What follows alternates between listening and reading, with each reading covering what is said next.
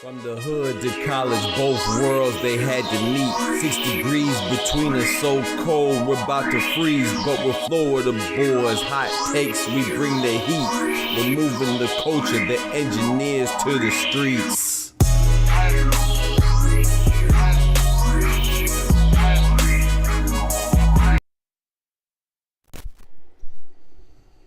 Yo, what's good, y'all? What's good, y'all? Got a special one today, man. Got a special one today.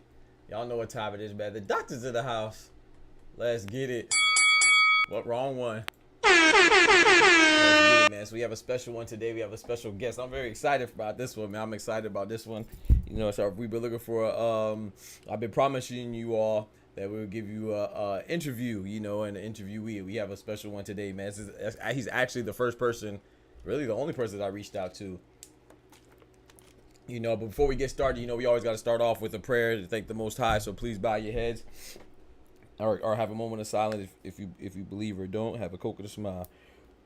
Through Jesus' name, thank you, Lord, for the blessings. Thank you, Lord, for letting us see this wonderful, beautiful day, Lord. And please keep our minds at peace, our hearts at peace, and keep our spirit in good health, Lord, as we move forward through this journey we call life, is always trying to please you and do what's right, not only for ourselves, but also more importantly for those around us, and do everything in your holy name to fulfill your purpose for us in our lives, Lord. Please bless us with not only with physical health, mental health, emotional health, spiritual health, also financial health, Lord, and let us know, no matter how always reassure us, Lord, that no matter how low our valleys get, remember that we always have a peak that's even higher that we can get to, as long as we keep the faith and stay true, Lord. In Jesus' name, amen. Amen. All right, so let's get started. But like I said, I promised y'all a good one. I'm trying to set up and make sure everything is good for my brother right here, man. Just got to make sure that the camera and everything is correct before I bring him on. I think it is a little, let's see if it's a little off axis, so we got to fix that. And I'm gonna do that right now. See if I could fix that at this moment. All right, good. So y'all can see it right there, but you can't interact yet. Hold on.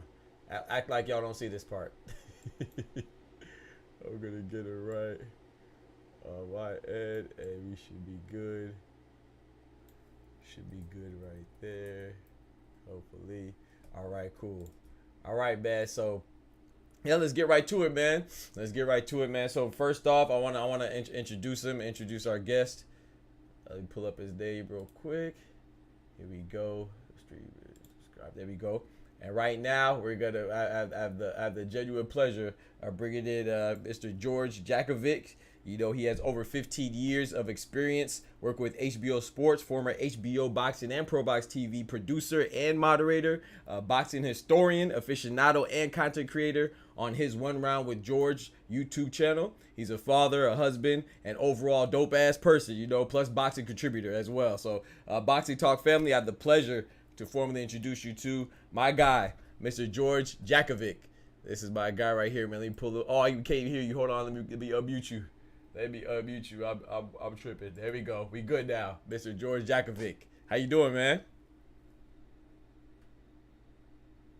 Oh, he's trying to get his mic together? Take your time.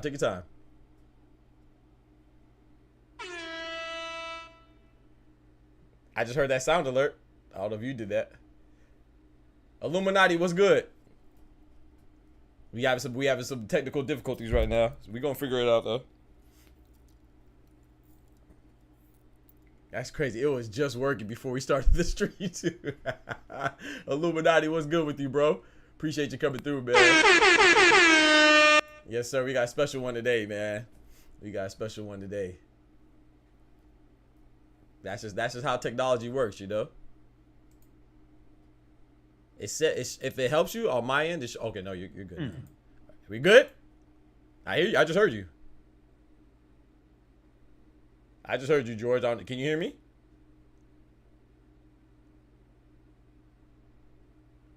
Okay, I can't hear you anymore. If I heard about T.O. versus Brian Norman Jr., no, I didn't hear about that. He better not do that. T.O. better leave Brian Norman Jr. alone. I'll tell you that right now. I don't think he's ready for anybody at 147, in my personal opinion. I didn't hear about that, though. I heard about Canelo and Berlanga. Canelo and Berlanga, they're supposed to be fighting, you know, or, you know, potentially Jamal Charlo as well. So that should be interesting. Of course, it's not David Benavidez. A lot of us want David Benavidez, but that's just how it goes sometimes. You know, it's not going to be just because it's not a fight involving those two doesn't mean that it's not a good fight. You know, so I just don't think that. I think there are some other good fights out there. Now, do you want to argue if Berlanga's a good fight? I don't know. Berlanga's a good fight, you know, but you know, we knew that was gonna happen. Right? I reported that on a couple weeks ago. So you know, that's just how it is sometimes. Man. Let me pull George back up. Let's see if we can 1, 2, 3. 1, 2, 3. Okay, I can hear you. Can you hear me? That's so crazy. It was just working. Let's see. Let's try again. Okay, you good now? Devin versus Gary Anton Russell would be. I think so too. I think that'd be a great fight as well. But I think Devin has to get a tune up. I think that Devin should try to get like Adrian Broner or can't hear. You still can't hear. Oh man, that's so crazy. Cause I can hear you. Huh. That's so odd. It was just working too, Illuminati. We tested out before, and it was just working, but now you can't hear me. I wonder if Oh, I know why. George, you got to close the YouTube. Close my YouTube channel. If you're watching the stream, close the stream, and see if that helps.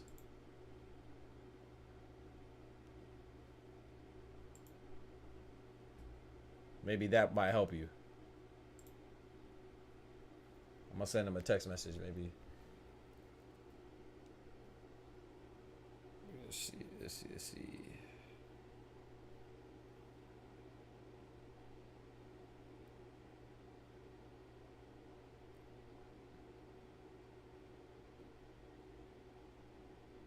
All right, give me just a second, chat, and then we gonna get right.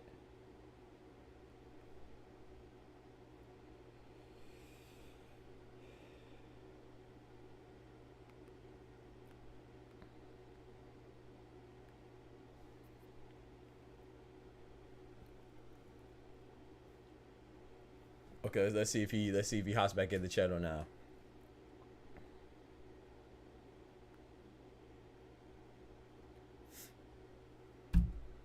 Yo, what's up, Ryan? How you doing, man? Ryan Frazier in the building. Yeah, I don't. What do you think about What do you think about that? Dub in the building, my guy. What do you think about that? You think Tio can fight Brian Norman Jr.? You better stay away from him, man. You better stay away from him, man. Okay, so George is back now. Let's see if it works this time. George is back now. Let's see. All right. Can you hear me now, George, or no? Y'all maybe mute UFC for the first time. You still can't hear me. Wow. It was just working before. What the heck? That's so crazy. Let me see. It was literally just work. I'm gonna give him a call. I'm gonna give him a call. Give us a second, chat. We having some technical difficulties. Apologize. Man, I see you, and I don't hear. I mean, I don't hear you talking. I don't hear anything. That's crazy because I hear you, and like they hear. Be careful because you're on stream and they hear you now. Okay. But yeah, I don't know because it was just working before. Like you heard me before, right? Before we started.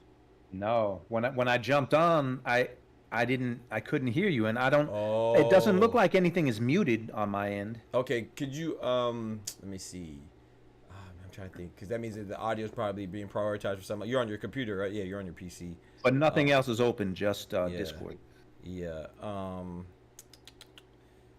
how did we fix this before? So if you don't have anything else open but you can't hear me, that means that. Do you have a headset by any chance? Or do you have? I do. Do you have a mix amp? Do I have what? A mix amp or any type of amplifier on your? No speakers or nothing. No. Okay, so that I can try the headphones. Yeah, try the headphones, but that shouldn't be a problem if you don't have speakers. So that's what I was thinking. If you have speakers and the headphones will work, but I mean, try it. Yeah, try it if you don't mind.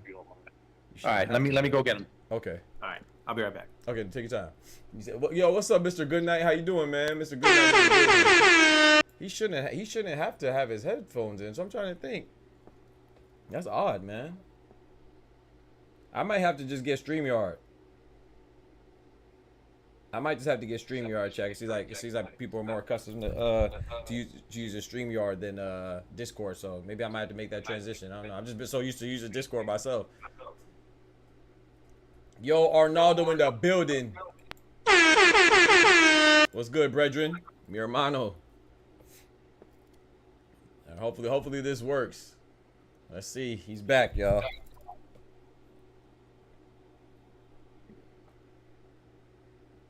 I don't know. Nope. Still no sound. Still can't hear me. I'm still not hearing anything. That's so weird. I don't know. So you have Discord open. You have let's see, and you let me see on your screen. Mod view, user volume. Yeah, everything on my end is cool. I'm not sure. That's weird, man. I don't know. Because even in my voice and video, it shows my microphone. Yeah, and I see your light. Your light. Input mode is voice activity. Mm-hmm. So you're just not hearing anything coming out you. And then what if you opened up something else? Do I need to choose a server in there? No. Once you're in here, you should be fine. That's what I'm trying to think. Do you have if you open up like YouTube or something on your computer? Will you hear that? So is it just Discord specific? Yeah. Y'all can hear him. He can't hear us though. We can hear him. But he can't hear us.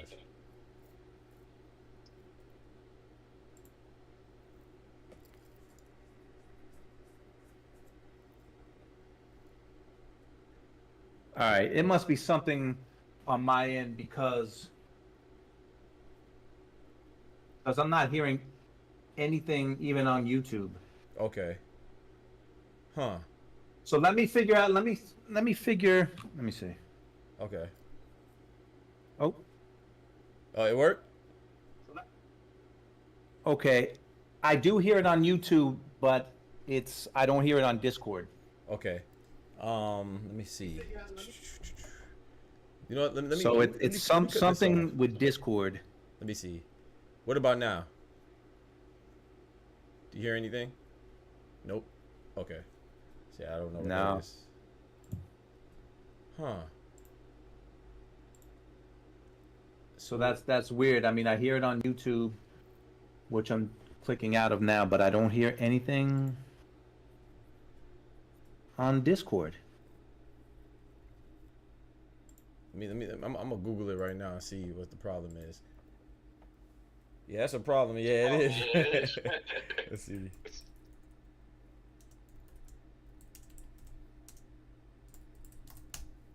Let's see. All right. This says I can see the green circle. They can read no problem. I can't hear them. What's the issue? It says running Discord. Man, check it, whatever you're listening to. Devices on Discord. Okay, maybe if you go to the gear, the Discord gear. Go where? The gear at the bottom on user settings. You see it? It says like a little gear icon, a little cogwheel. Yep. Okay, so it says, I'm just going off of the instruction on here. This says click on that, go to settings. On the Windows sound settings, set your listening device to default. I never had to do this, but. Is that on voice and video? Oh, that's a good question. Let me see. Nah, it just says Windows sound settings. It says see, in my Discord audio settings. Sorry, Discord audio settings. I don't even see that. Okay. In my user settings? Yeah, I'm in user settings too, trying to look for it myself as well. Okay, voice and video. That's what you asked me. Okay. Yeah. Okay. So go to voice and video, then voice settings, and then output device, and then mine is set to speakers. See, you know what? Output volume. Oh, aha. It works. Boom. We got it. Let's go. All right. Let's go. See, just a little patience and a little, you know, a little elbow grease. Yes. Let's go. Let's go. Let's go. Now we're talking. Now we gonna that's do embarrassing. Like that's embarrassing that I can't even get on Discord. Nah, that's okay. Yeah, I know a lot of people use StreamYard, so you know, I think I'm one of the few to use Discord. I've just been using it for so long. I might have to go ahead and make that transition to StreamYard. But I'm gonna go ahead and redo your introduction, man. So okay. So over 15 years of experience working with HBO Sports, former HBO Boxing and ProBox TV producer and moderator, boxing historian, aficionado, and content creator on his own One Round with George YouTube channel. He's a father, husband, and overall dope-ass person, in my opinion. Plus, he's a boxing contributor. Boxing Talk family, I have the pleasure to formally introduce you to the one and only Mr. George Jakovic. Yes, sir. Here he is right here, man. Appreciate your patience, and it's a pleasure to talk to you, man. It took 20 minutes, but it's a pleasure. Hey, it's all good, man. We're here now. The pleasure's mine. The pleasure's mine, man. So I have a lot of questions I want to get into, but before we get started, you know, now you can't let me down. You can't let me down. I'm gonna ask you a question. You know, I introduced you as a historian now. How many years ago? See, this is pressure now. It's pressure, man. How many years ago? I've been selling you as a historian now. I've been telling everybody about you. How many years ago was Diego Corrales versus Jose Luis Castillo? That was 2005. 19 years. That's crazy. It was Ding, 2005. He got it right, which is crazy. He got it right. You know what's funny about that fight? Because at the time I was working for HBO, I don't know why I didn't see that fight live. Okay. And everybody, like, that's all everyone could talk about. And when I watched it, I remember every round, like, holding my breath. It was like literally, like they talk about Gotti Ward and Hagler Hearns. It was like that the entire fight. Oh my goodness. It was like it's probably the greatest action fight I've ever seen in my life. But absolutely. I regret I didn't see it live, but I did see it that week, and still, like, when you watch that 10th round. Yeah. You know, rest in peace, Diego. But Jose Luis Castillo is still with us. I think Castillo was at the fights over the weekend. I think I saw him in the crowd, right? Yeah, I think I saw him too. Yep, exactly. Yep. Okay. Yep. Right. Yep, you still recognize it. Still a little older, but you know, aren't we all? Yeah, a little heavier, but you know, right. It was him. Definitely, man. So I want to ask you, man. Now we got a little pop quiz out the way. I want to ask you, you know, how'd you get into boxing, and tell us a little bit about yourself, and primarily, like how did you get into boxing? What sparked your interest in boxing? When I was a little kid, Sugar Ray Leonard was the man in the sport. You know, he was the Olympian. He was a phenom, and I don't know what it was. Something about Sugar Ray Leonard drew me into boxing, and I boxed when I was a kid. I grew up in Rahway, New Jersey. There was a program at the YMCA, so I boxed there briefly. But I literally, like, I'm not really embarrassed to say it now, but when I was a kid, I didn't want to be like Sugar Ray Leonard. I wanted to be Sugar Ray Leonard. So just he like I don't know, man, he lit some spark in me, and I was that type of kid that I've still got scrapbooks from the 80s, from fights, when fights were on every weekend. So that's dope. I still have those. I don't know, it just something about him ignited a passion, and it wasn't just for Sugar Ray, it was for boxing. And you know, the sport lets you down sometimes, the business side, but the fighters usually don't. So yeah, here we are today. Now I get to talk to you, Dr. Boxing Talk. Yes, sir, man. So that's funny that you said Sugar Ray Leonard is your favorite fighter. I already knew that. So I want to use that to segue into the next question. You know, I'm gonna kind of jump around a little bit, but hey man, don't, you know, you're gonna embarrass me. You're gonna ask all these questions, and I'm not gonna know the answers. I'm just gonna fake an answer, and somebody out there is gonna call me out. Well, see, I got faith in you. So I got more faith than you have in yourself, man. I believe you're gonna get them all right. But I do have it. So kind of to follow up with that, you know, I know you said that you got into boxing. You wanted to be Sugar Ray Leonard, so he's like your, you know, like a superhero. You know, that's how boxing was for a lot of us, you know. And I know that you worked at HBO, as I aforementioned, you know, and I didn't even know that you produced a few shows like Boxing 24/7 that I was a huge fan of. You know, I think, if I'm not mistaken, your first one was Cotto. Was it Cotto and Margarito? That was your first one, correct? No, that was, I did I produced a show with Cotto and Margarito, their first fight. We used to Right. do shows called countdown shows. Right. They were like 30-minute docs on the fight. So I did that. So I was in Cotto's camp when he was unbeaten because he hadn't Right. lost yet Right. before Margarito. So that's the first time I got introduced to Miguel Cotto. The first 24/7 that I got to produce, because I was on the first few Right. as an associate producer. The first few were iconic. It was De La Hoya Mayweather was the Yep. first one. Mayweather Hatton was the second. Yep. The first one I got to produce was That we were the Manny lead Pacquiao producer, right? In 2012. and Tim Bradley. Yep. Manny Pacquiao and Tim Bradley was the first one that I got to do, and I was in Tim Bradley's camp, and we're still friends today. Yeah, so, that's awesome, man. That's awesome, man. Because I remember the Cotto Margarito too, and I remember that you said Floyd had when he was mimicking Floyd, 50 on my pinky, 50 on my wrist. I love that. I love that to this day, and I know you did HBO Boxing After Dark as well, right? yeah. Yeah, that's- I worked on all of them, Yeah. on all the shows. Look, HBO was the place to be in boxing for a Absolutely. long time. They had a spectacular run.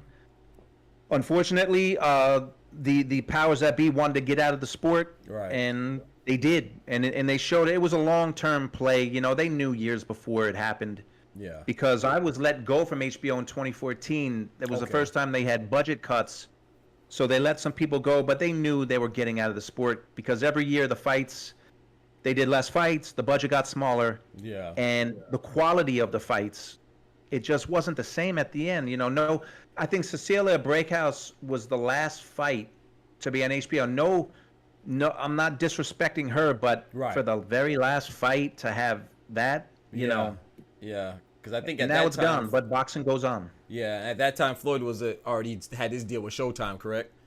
Yep. Yeah, so Yep, he yeah, was with I Showtime. remember that quite vividly, man. And I know that you mentioned the Tim Bradley camp and that you were in with the Manny and Tim Bradley. You know, a lot of people give Tim Bradley a lot of hate. I tell people all the time, stop blaming Tim. It was not his fault. You know, it was a controversial decision, but fighters fight and judges judge, man. But I do want to pick your brain. I want to know, you know, how was that to be in that camp with a Hall of Famer and Tim Bradley, great trainer in Joel Diaz, you know, and I remember that vividly. They were very confident that they were going to win, you know, and they did. They pulled it off. So how was that? How did that feel? You know what? I remember specifically the director of photography, the cameraman that I was working with. Uh-huh. His name was John Tipton, and he worked in a lot of the camps, Mayweather. I remember the second day of training, because Tim Bradley worked out like a beast. Yeah. The second day, this guy said, "George, can this guy beat Manny? I mean, he's like working out like a monster." I said, "Look, anything can happen. I don't know." But it was such a great experience because I remember when I got the gig, because we would get assigned to shows when we're at HBO.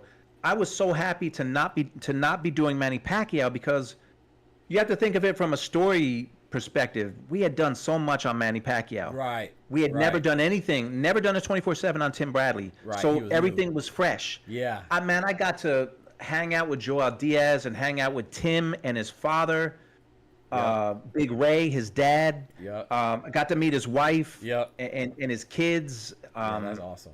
I got to see what kind of a family man Tim is still to this day. Right. It was awesome. I mean, every part of it was awesome. He was a vegetarian back then, and he lived in Palm Springs. Yep. And he introduced me to a whole different side of Palm Springs, because when you think of Palm Springs, you think of palm trees and Yeah, I'm from golf Florida. courses. So. There's a whole other side of Palm Springs that is not like that. Right. But he was a vegetarian. At the spot he used to go eat, he had a smoothie named after him. Oh, that's cool. I didn't know that. And this is before, because remember, he was already a unified champ at 140, right. moving up to 147. Right. So it was a great experience, and like I said, I'm still friends with Tim to this day. So.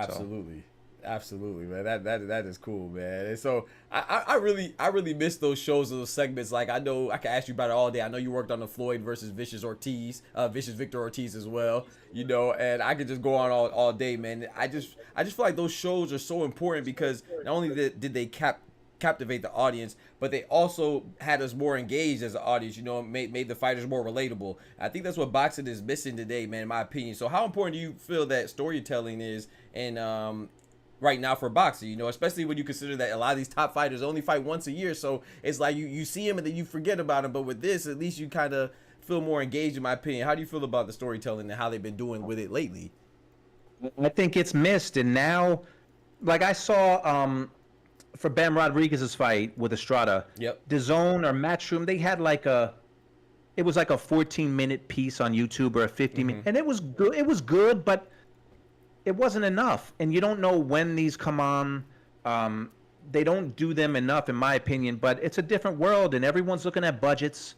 Nobody wants to spend the money. Unfortunately, even though it's money invested in your product, Right. because when I was a kid watching HBO, my favorite part, besides the fights, were the features. They would do features Exactly. on, if Mike Tyson was fighting whoever, Exactly. they would do a feature. If Lennox Lewis was fighting whoever, they would do a feature on both fighters. Right. And it was my favorite part because you got to know something about the fighters. And there's some people out there, some executives who feel like storytelling isn't important. Yeah. I think they're wrong because 24/7, look, Floyd Mayweather was going to be a star regardless. Yeah. But that very first 24/7, he took off. He made that show. Yep. And Star took off, and 24/7 was a help because of his personality. Yeah. It's just not done enough, and it's not done consistently enough. And I think it's missed. You know, even features on the fighters. Yes. But it's a different world. Everything is streaming. You knew if something was on HBO Showtime, you knew at 9 o'clock Saturday, episode 1 of 24/7, or episode 1 of All Access on Showtime.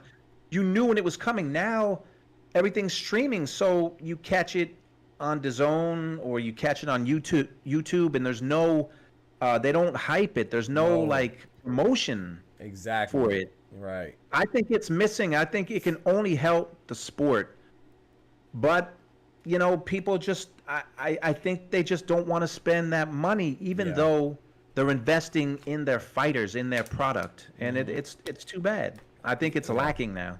I agree, man. I feel like that's the biggest part. You know, I miss a lot of things about HBO, but 24/7, you know, just to piggyback off what you said, is like I just watched the Shakur, O'Shaquie Foster and Keyshawn Davis centered piece on them because they have an upcoming fight on Saturday. But I just feel like it was 20 minutes and there's 3 fighters. Like, they didn't say anything about their opponents. They didn't say anything about like where they're from, their upbringing. They didn't say, you know, it's like, what, today's Tuesday? The fight is Saturday, so like, how is that? And like you said, there was no announcement, no formal announcement. I just happened to see it because I was scrolling through YouTube, and you know, I really think HBO, that's one of the biggest things that is missed from HBO. In addition to that, you know, I'm gonna also be honest, 3 of my favorite commentators and analysts in boxing were Jim Lampley, you know, Roy Jones Jr., Max Kellerman. They're all on HBO. I'll be honest too. I gotta be honest again. I couldn't really stand Larry Merchant. I respected him. I respected Larry Merchant, but I couldn't really stand him at times. But you know, I still respected him. How was it working with those gentlemen? Man, well, I can tell you, I still talk to Jim. I still talk to Larry, and I know Larry Larry just was an older guy, and he said what he wanted. He did what he wanted, and it rubbed people the wrong way. But I will say, he really he had a passion for it, for doing this. Like, he really did. And look, I think Jim Lampley should still be doing fights. I think Max Kellerman should still be doing fights. Roy Jones should still be doing fights. Roy Jones was among the best. Max the same, and Jim the same. Yeah. And the crazy thing about Jim Lampley, I interviewed him not too long ago. He said when HBO was done, no one offered him a job. So he started teaching at his he went to North Carolina University. So that's crazy. He went back and he's a teacher, and I think he does some stuff now on ppv.com. But absolutely. But he should be calling fights. I mean, I agree. He really should, and it's too bad because the sport is better with them calling fights. I agree, man. You know, I also agree that, man, if Larry Merchant was just 50 years younger, man, Floyd would have been in trouble. You know something? I gotta kind of have his back with that one because Floyd did not care about HBO crews and I never did a 24/7 in the field with him, but I know plenty of people that did. He would train at midnight, 1 a.m., 2 a.m., 3 a.m. He would have those crews waiting sometimes. Like his guy would call and say, all right, listen, the champ's going to train tonight at midnight. So, you know, show up like 11:30 and then we'll tell you when to come in. and some nights, not every night, but some nights it would be, midnight would come, they get a call, Champ's going to train at 2, so just hang out. All right, then Champ's going to train at 3, so just another half hour. And then it would turn into Champ's not training, so they would be hanging out there for like 4 or 5 hours. So again, Larry was an older guy. Right. He nothing's gonna when nothing was gonna happen to Larry. So he said what he said, and right. I mean, people still talk about it today. Yeah, I loved it. It was great television. I appreciated it. It was funny, man. It was a big moment, And it was funny, we like and to it know was insider unexpected. stuff like that because I wouldn't have known that.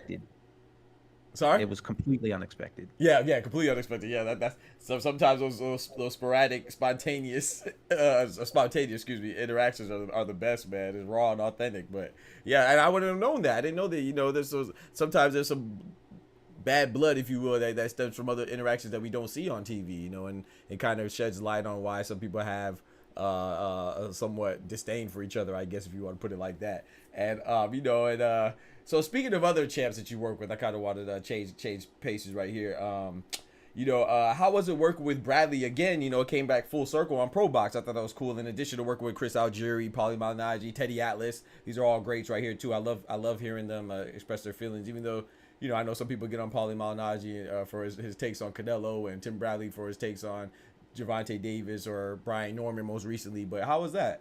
To work with them?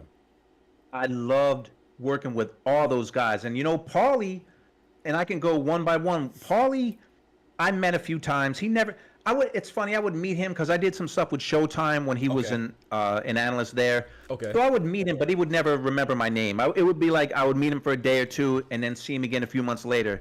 So I would meet him here and there over the years. Paulie says what's on his mind, and sometimes it's gotten him in trouble. So I'll admit, when I knew I was going to be working with him, I was a little like apprehensive, but I got to know him. Right. Paulie is a good dude, man. And he gets called a racist. He gets called all these other things. Paulie is a good guy. Chris Algieri, another guy I met when I was at HBO. They're these, like, I've hung out with these guys. Yeah. They're all good people. Same with Sean Porter and Tim Bradley and like Teddy Atlas. Yeah. Like, it was working with them, it wasn't work. It was fun. It was I mean, every single day was fun to talk with those guys and go back and forth with them. Yeah. And look, Paulie and Chris are awesome analysts their own. And Tim Bradley, it's funny, Tim gets a lot of, I'm not even going to go into the hate that Tim gets because he's aware of it and he loves it. He embraces it. But let me tell you, Tim Bradley is one of the most prepared guys whether it's doing a show on ProBox or calling a fight. Tim Bradley is prepared. Right. And he gives an opinion. And nowadays, people mistake giving an opinion with being a hater. Yes, you can't give any criticism. Hey, this guy's not throwing his jab, and people say, "Oh, he hates this guy." No, he doesn't. Right. No, he doesn't. But it's so misconstrued now. Yeah.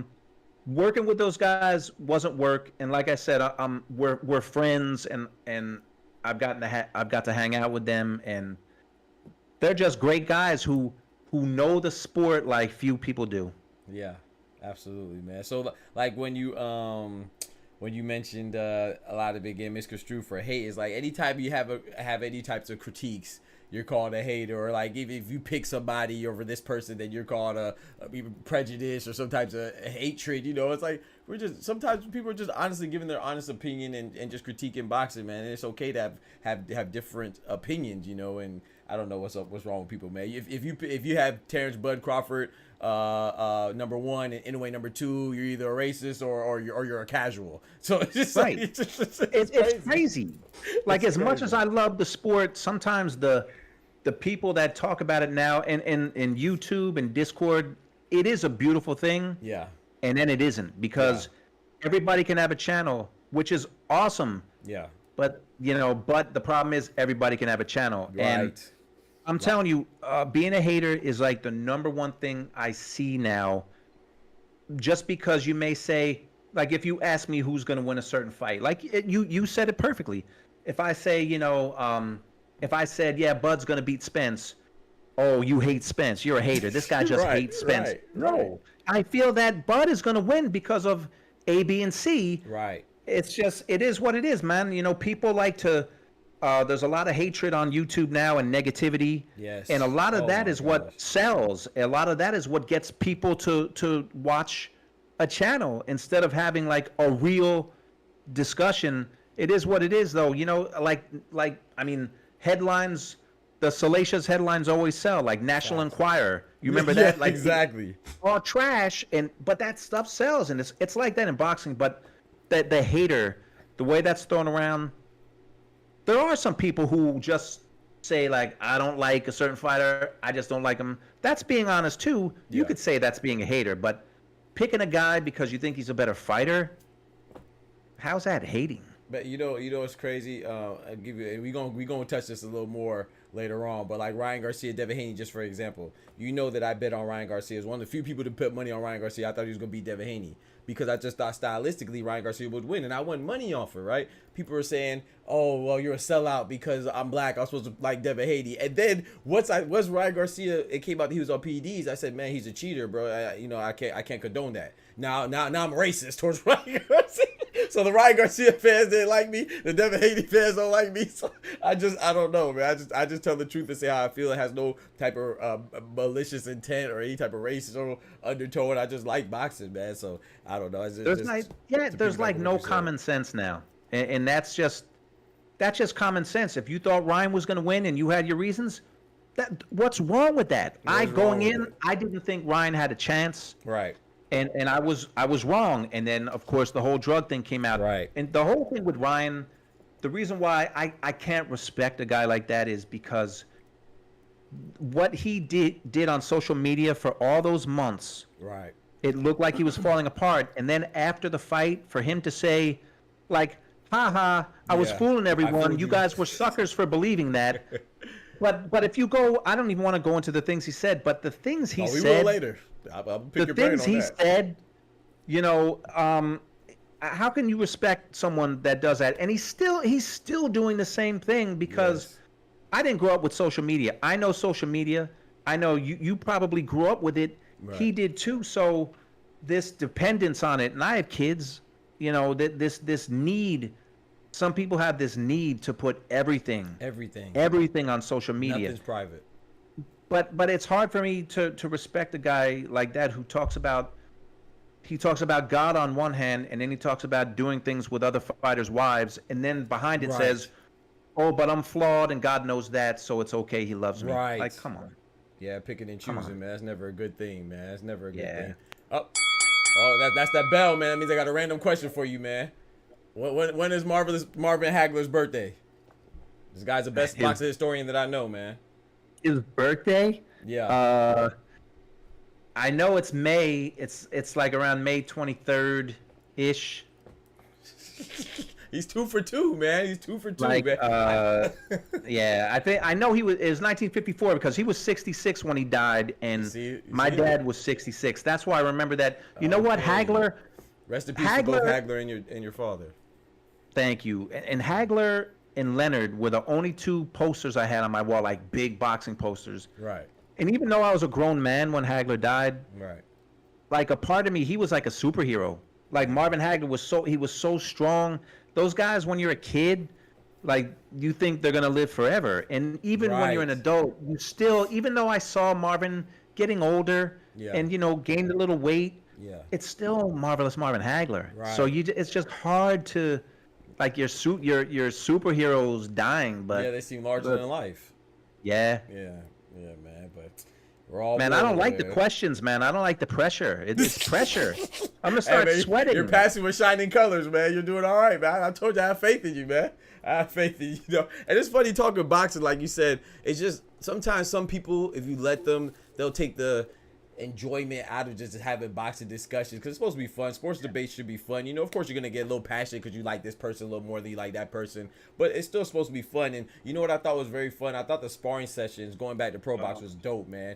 Which I don't know for sure, but I feel like it was your idea. I don't know if it was, but it kind of reminded me of Around the Horn on ESPN, and it's something that I always wanted to implement on my show. So I wanted to know, where did it come up? If it was your idea, Where did you get the idea from, and who came up with the intriguing topics? I feel like I know the answer. I feel like it's you, but I want you to explain. It was like the concept of the show. It's been around, you know. So full credit. I came up with almost the whole idea. The owner of ProBox said, "Hey, why don't we put you in a like a ref's like a bow tie?" At first, I was like, "No way, no shot, am I doing that?" But then we did it, and I was like, "Hey, this is perfect." Works. But I came up with the topics, and every single topic I came up with, and the great thing about that, Paulie and Chris, and this blew Tim Bradley's mind.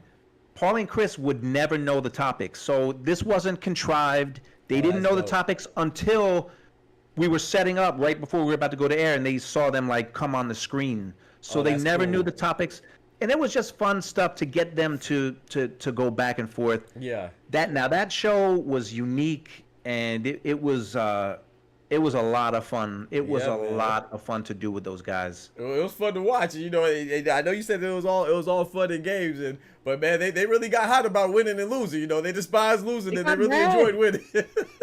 They got and look, I would preface it by saying, listen, guys, I'm being like a real boxing judge. Right. So I would score some rounds very poorly on purpose. Like if Paulie won the first two, I knew in my head I got to give this next one to Chris because I wanted to be close, because we would only do like four rounds or something like that. So there would be some.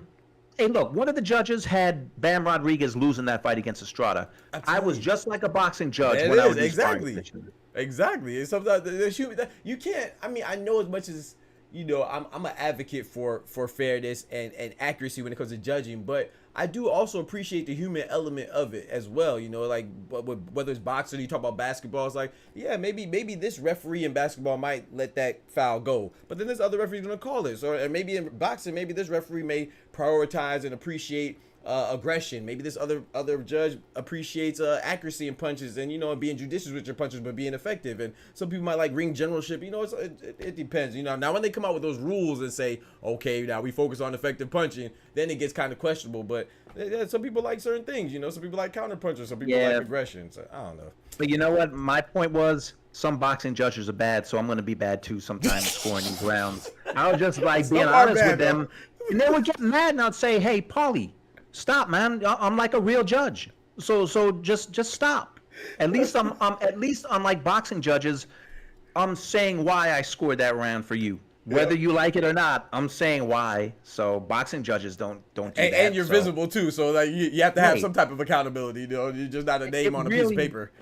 it was a unique show, and it was a super fun show. And we had talked about doing it with like getting Tim involved and getting Sean involved, but it never got to that point. I think Tim was a little nervous because he couldn't believe that they didn't know the topics, that they just knew all this stuff. Like, and Chris and Paulie, those guys, they know the sport, because the sport is their life now, even though they're not fighting. Right. Like it's their life. So that show was just, man, I still have my bow tie and my shirt, you know, maybe it'll come out of retirement one day, but it was a lot of fun. Yeah, I enjoy watching. That was actually one of my favorite segments, man. Because like I said, I always want to implement something like that onto my platform. You know, hopefully have, you know, some cooler guests. You know, and have them debate a topic, and I'll be like a moderator. I think that's cool, man. And now I also want to go on a more serious note, man. Now, if you don't mind disclosing, you know, what exactly went down that caused you to part ways with ProBox. And before you start, I want to say that feel free to be as vague or elaborate as you feel comfortable or appropriate. You know, there's no pressure either way. But I do, but I personally feel that some people should know what they're supporting. You know, what kind of people that they're supporting, and we all won't get along. That is business, but business is ran by humans, and a part of being human is having humanity, at least a slice of it. So, you know, having humanity and decency. So, you know, what would you like to say about that? Because I was hurt when I saw that you left, man. That's actually why I reached out to you, if you remember. Right. I mean, I've taken the high road with this. I'll say there's a right way and a wrong way to treat people, right? And it was the complete wrong way that they went about it. But again, you know, I have taken the high road with them. I don't watch ProBox anymore. That's my choice. Right. I do support my friends over there, meaning Paulie, Chris, Teddy, Sean, Paulie, and Tim. I do support those guys, and I think they're an asset to ProBox. But look, the owner of ProBox makes his choices. He runs the whole show. When you're the owner of something, you can make decisions. You can make bad decisions. You can make good decisions. That's a fact. And this is what he did. You know, it's funny. The first like week or two that when I was let go, I wouldn't watch the shows, but I would be in the comments, and I noticed there was like literally like hundreds of people with comments, and it was flattering. It made me feel good, you know. They're like, and I would conversate with them in the comments. But then after about a week, it turned into some people were on there saying, "Oh, George has fake accounts. He's got ghost accounts, and he's slamming pro," which I never did. And it got to a point, and even my wife, you know, I talked with her, and she said maybe you ought to just don't even go in the comments anymore. And it was great advice. Yeah. And I stopped. But again, there's a right way and a wrong way to treat people. Of course, I don't feel like I was treated in the right way. Right. But look, when you own something, it was a bad decision. He made a bad decision, but you are entitled as the owner, right, to do anything you want. So I think ProBox has lofty ambitions. As you can see, they've hired some real fighters. I mean, an analyst, Teddy Atlas. Yep. You know, he's a historian. He's a Hall of Famer. Tim Bradley's a Hall of Famer. On the Spanish side, like, I don't even want to do a commercial for them, but Juan Manuel Marquez, who I also know, because I shot with him when I was at HBO. So they've really they've hired some excellent people who know the sport. Right. Jorge Linares works in there in some capacity as well, right? Huh? Jorge Linares as well in some capacity. I don't know if he's still there. I know Marco Antonio Barrera does stuff on the Spanish side, and Marquez. So, you know, they've got real fighters, man, real people who know the sport. So, but I take the high road. I have confidence and faith in myself, and I know what they did was make a bad decision. But again, you own it. You can do whatever you want. Just like you have your show, you can have whoever you want on. Absolutely. It's the same concept, and that's how it is.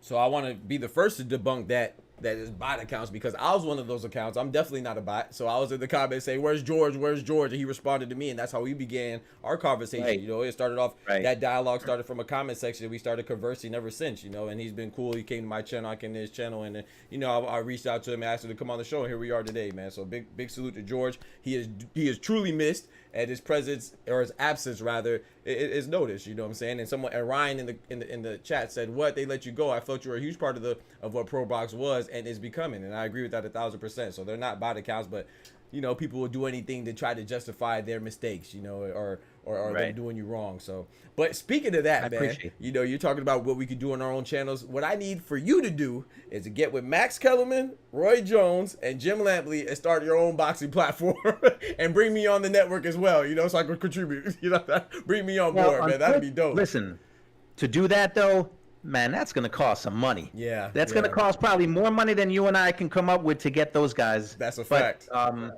You know what? I spoke to Max about a completely separate project, and he did not give me any information, but Max has been very silent since he was let go by ESPN. So my guess is they did him dirty too, in my opinion, you know, not knowing any. He might have some kind of an agreement with him. I don't know when his contract is up.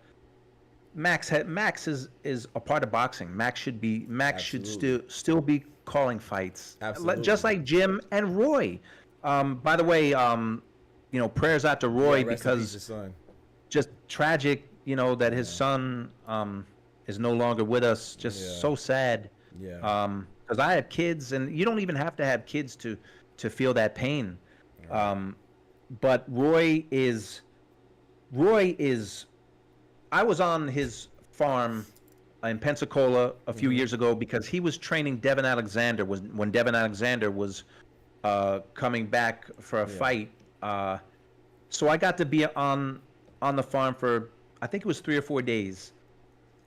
He has fighters that live on his property. Yep. And every day they go fishing, they talk boxing. Like, these guys just, it's like a you know, Roy gives his time to them, and it hasn't really worked out for Roy as a trainer. Yeah. Yet, but the knowledge that he has and the respect that he has, you know, I miss him as a boxing fan. I'm greedy. I miss him calling fights. Yeah, me too. I really Me too. do. Me too. Because he's incredible. But man, could you imagine if we started? Can you imagine if we had a channel? Man, that'd with be awesome, Max man. and Roy? That'd be awesome. Yeah, that'd be great, man. And you know, it's funny that you mentioned him. You know, I think his time will come as far as the training goes, because you know it's funny, like not just in boxing, but it seems like it translates across other sports as well. It's like, you know, a lot of times the great fighters or the great basketball players, they don't really immediately get off on the right track when it comes to training or coaching, you know. But I think eventually, you know, there's a few that make that leap, and you know, I think he will too. You know, like you said, like you already hinted to. So that's good to know, man. Also, we did a 10 count for his loss of his son as well when it happened, and shout out to Francis Ngannou. He also lost his son a couple times, some time back. And losing family is tough, man. Yeah, especially your kid. You know, I don't have any kids yet, but you know, that is sad, man. I also want to say rest in peace to your younger brother as well, man. I knew about that as Scott. I appreciate that. Yeah, everybody that lost is no one's forgotten as long as we keep them here in our hearts. So exactly. But I want to just lighten up the mood a little bit, man. We have another. That's that bell again, man. We have another question. This guy's a boxing historian, man. We got to put him to the test. All right. So how many years? You're the one calling me a boxing historian. Like I don't go around saying I'm George Jakovic. I'm saying it for you. You're the expert. You're the aficionado. You're the historian. Every time I go to your channel and I see that you're like, man, 25 years ago today, Lennox Lewis fought this person. I'm like, well, who the hell knows that? Like, I'm always impressed is what I'm saying. So, you know, I just got to let the people know that is legit, you know. So I know that you said your favorite fight is Sugar Ray Leonard. We all understand that he's one of the GOATs. You know, how many years ago has it been since he had a controversial split decision win over Marvin Marvelous Hagler? Rest in peace, Hagler as well. Well, that's a layup. I'm glad. You know what? I'm glad you give me alley-oops. That's April 6, 1987. I'm not here to see you fail, baby. I'm here to toss it up and let you. I love it. Oh man, I love the alley-oops. April 6, 1987. Come on now. Come on, chat. Come on, chat. I never steer you wrong. I'm telling you, I get the experts on here, man. So this guy's a beast, man. But I also want to know, you know, your opinions on the boxing landscape. We kind of touched on it with Ryan Garcia and his BS, you know, but I want to talk a more positive note. You know, I know you're from the New Jersey area, and we have a few fights coming up, particularly with our rising star. I mean, he's a star, you know. I just don't feel like that he's been promoted well, in my humble opinion. So he hasn't really reached the stardom that he's capable of achieving. But we have Shakur fighting against Artem Hunayunian. He has one loss, and that's against Frank the Ghost Martin, who we saw Tank beat. You know, he's a free agent after this fight. What do you think that he has to do to impress? You know, and stand out, not just to win, but also impress. We know he's not a knockout artist, but in my opinion, you don't have to knock out somebody to impress. So what do you think he has to do, or what can he do to raise his stake a little bit in the boxing world? Well, you're right. I mean, Oscar Valdez, he didn't knock out Valdez, but he impressed in that fight. He did stop Herring, but it was like a methodical beatdown in that fight. Yep. He stopped Yoshino too, but that was a TKO. The referee stopped it. Right. Well, funny thing about Shakur, since you brought him up, yesterday, because I checked social media, I was on Shakur's Instagram. Yep, I saw it. And I saw it through you. I didn't see it through you. I saw through your post. Right. They showed a clip from ProBox where we were talking about that fight, and I said that it was a boring fight. Now, it left everything else out where I thought he dominated the fight, but the point blank, he knows it was a bad performance. He said after the fight he didn't feel good. To his credit, there were rumors that he had a bad hand. Yeah, he never really talked about it, like in detail. Right. He, of course, I think he always feels the pressure to look good, but especially now when everything's going on around him. I mean, Tank just looks sensational, knocking out Martin. So he knows he's got to look good. He's supposed to win this fight. He's fighting an Olympian, a good fighter. Shakur is supposed to win this fight at home. And I think Shakur is going to shine. I think it's going to be methodical. I think he's going to beat this guy down. I think he has to. It's like your contract year, basketball, any sport, your contract year, you want to go out and show people why they want you. Exactly. And the De Los Santos fight, did not show that. Now, I thought he won that fight hands down. Yeah, me too. I would like to see other people fight De Los Santos. Yeah. And De Los Santos hasn't fought since then either. But there's a lot of talent at 135. Yeah. There's a lot of talent. So I'm always, I always back the Jersey fighters, and I am biased. Like I pick Shakur over almost anybody. But I think he knows he has to look good. He also knows he's not a knockout puncher. Right. He's not going to fight like Arturo Gatti.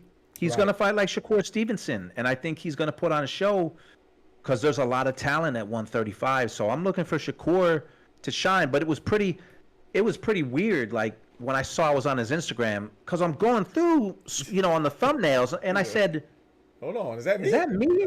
But the panel, it was like me and Tim and Sean and Paulie. I was like, that's pretty dope. That is. I'm with them. But I think he's gonna look sensational, and he's a free agent, so it's important to him. He can't win a fight like Teofimo Lopez did. Exactly. No disrespect to him, because he's the fighter. But it was like a sparring session with Claggett. And if I may interject as well, it's not only like you just said, he has to look good. That's what people are forgetting. No disrespect to Steve Claggett. Me and you, we both respect fighters. We should all respect fighters. He's a good fighter. Don't get me wrong. But Teofimo, he just came off of his disappointing win to Jermaine Ortiz. Didn't look good. So he fought a guy that was barely ranked top 10. So this fight, the purpose of this was for Teofimo to showcase and sort of get a rebounding fight to remind us why we believe he's a takeover. And he didn't do that. So yes, he won. It was a good fight if you're just looking at it objectively and not considering the stuff that's around it, circumstances around it. But if you consider everything, if Shakur beats Artem like Teofimo beats Steve, that's a failure. So it's because he is a free agent, and we want to see him bounce back for De Los Santos. Now, the part I will add with De Los Santos is that, I think that he's not getting enough of the blame for his share of making it a bad fight because, and I know this, on the build-up, he pulled up to Shakur Stevenson's hood like he wanted to do something, but then when you have the opportunity to do something, you're supposed to, as the puncher, you're supposed to press the issue. Now, Shakur could also engage, but like you said, that's not his style. So I blame both of them, man. But I do think he has to prove the doubters wrong, and I think I'm with you. I think he's going to. I hope he's going to, because I like Shakur as well. He's not one of my favorites, but I think the sport is better when we have more competition and parity amongst the different promoters or big promotion companies. So absolutely, yeah. So I do want to say this too. You said New Jersey. I wanted to ask you, what's your opinion on the other fights? O'Shaquie Foster versus a former adversary to Shakur and Robson Kasesau, right? Shock is like the cardiac kid of boxing. Yeah. Like it comes down to the 12th round now. You know what's weird about him? I feel like he has more skill than he's showing in the fights. I mean, it's coming down to the wire. I agree. But look, he's exciting. Like he's one of these guys. He's turning to must-see boxing because that he can stop you late. He can turn a fight around. Mm-hmm. I like Shock a lot, man. I think he's a really good fighter, and him being on that card is awesome. Yeah. I think that really beefs up the card. Him and Keyshawn. Keyshawn's fighting Madueno, I believe. So that Miguel Madueno. Yeah, well, who's tough, but Keyshawn should win. Right. He should win that fight. Right. Like, I mean, we know that these guys are supposed to win these fights. There's certain fights in boxing, there's an A side and a B side. Right. Certain guys are supposed to win. He's supposed to win, and he's supposed to look good. Right. 135 is strong. Strong, man. I'm glad you brought that up because it's gonna segue into the next question. I know that you like Sugar Ray Leonard. We talked about Hagler. In the four Kings era, they all fought with Hagler, Roberto, Hermano Duro, Hands of Stone, Roberto Duran, Tommy Hitman Hearns, and Sugar Ray Leonard. They all fought each other. And I want to know your opinion. I know you say Shakur is your guy, man. How do you think your boy fares against the current fighters of this, the current top fighters of this era? So, like, I would say, let's say Tank, Loma, Tio, and I'm missing somebody, and Haney. Let's see if Shakur fought them, how do you think he would fare? That's easy for me, and you can call me a hater of all those fighters. Shakur beats them all. Hey, I like to hear it. New Jersey reigns supreme, and Shakur beats them all. There you go. You gonna put your money on it? Let's have them fight. That you brought up the four kings. You got the talent. They're like the four princes or the five. There you princes. go. Yeah, I like that. That's yeah. You're right. They got to prove they're not kings yet. They have to fight each other. And it's funny that Ryan Garcia, who gets bashed, is the only guy that fought Devin and he fought Tank. That's why I liked him. Remember, I told you I liked the fighting spirit of him. I just didn't know it came laced with PEDs. Right. So let them fight each other. Yeah. That's all we want. That's all we want. We just want to see, like, I like Tank as a fighter, but if you really look at his record, you can kind of pick it apart. You know, there's a lot of Leo Santa Cruzes and guys like that, and even Pitbull Cruz was a replacement for Rolly. That's true. Nobody knew Pitbull was as good as he was, and I think Tank showed the ability to overcome adversity because he hurt his hand in that fight. He hurt his hand, yeah. And he boxed Pitbull. Yep. In the pocket. So I just want to see him fight the fights. That's all. Like win, lose, or draw. If I'm wrong and Tank runs the table on everyone, then he earned it. Yeah. He earned it. Yeah, I don't think, I mean, like you said, you don't have to preface anything with being a hater because I'm the same way just with Tank. I think Gervonta beats all of them, you know, and, just give you a little pushback. I like Leo Santa Cruz a lot. I like Esau Pitbull Cruz. You know, he's a champion at 140, like you mentioned. Mario Barrios, he's a champion at, even though he got elevated, he's a champion at 2 higher weight classes at 147. But I do want to say, would you put your money on Shakur? Come on, 10 toes down. I'll say this. I'll say this. I have a horrible betting record because you're supposed to be smart when you make bets. That's why it's rare when I make a bet. That's why I asked you. I go with my heart, and that often loses you money. And I've said this story before. You might have heard me say it, but when I was at HBO, Oscar De La Hoya was fighting a little fighter named Manny Pacquiao. And I said, man, I'm arguing with people like, you're a fool. Manny Pacquiao is small. Oscar De La Hoya is going to smoke him at 147. Yeah. He's going to smoke him. I wasn't working the fight, but a buddy of mine who was in Vegas working for HBO, I said, hey, put $100 on Oscar for me, man, because that's easy money. And then I heard he weighed in at, he was like 3 pounds under. Oscar had a lot going on in his camp in that fight. Yeah. But I don't give betting advice. I just say who I think is going to win. When it comes down to putting money, I don't put money down on fights. Man, you can't cop out, man. I've been selling you as an expert, man. But I'm glad that you slam dunked that though. but I say why, like Shakur, I am biased because simply now, look, if Sugar Ray Leonard was in his prime, and Shakur moved up to 147, Shakur's not beating Sugar Ray Leonard. I can say that. But I don't, man. Betting advice. Other people give betting advice. They let them do it. I'll just argue passionately like a boxing fan because my best friend growing up, I was a Sugar Ray fan. He was a Tommy Hearns fan. So we just went at it all the time, Yeah. So no money. Well, we might have bet like $1 here, $1 there. Right. Nothing life changing. No. No. So I'm not telling people what to bet on. Bet with your mind, I guess. Yeah. I lose money. So yeah, I just used that to try to get you to disclose the Oscar pick. That was very questionable. I give you I was like crap about that all the time. I was adamant, man. Like people were like, no, I'm like, Pacquiao's so small. He's moving up. And he was a small welterweight. Absolutely. But Oscar, now they did a 24/7 on that I didn't work on, but I saw some of the footage. Yeah. That they didn't use in the show. Oscar was out of his mind. Yeah. Like he was out of his mind. And I should have known. I said, no, Oscar's okay. He's going to be fine. And he went out there, and Oscar got ambushed. Yeah.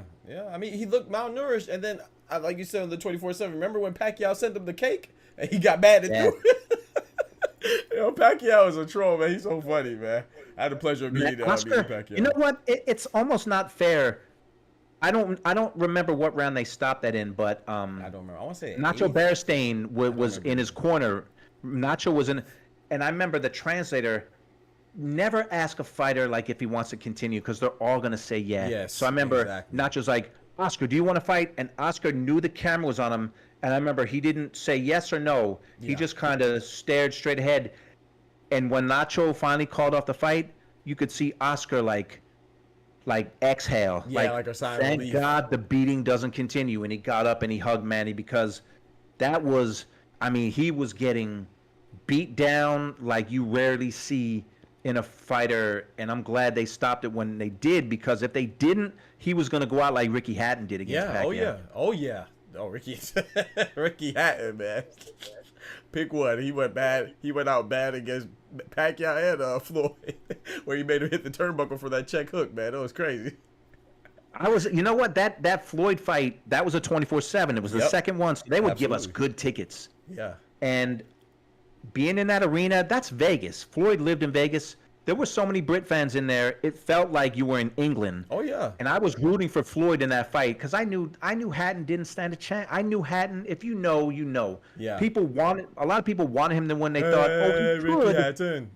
Yes, I said, there's no way he can't beat Floyd. And I remember I was standing there when, and people were walking past me, and it was like a funeral procession.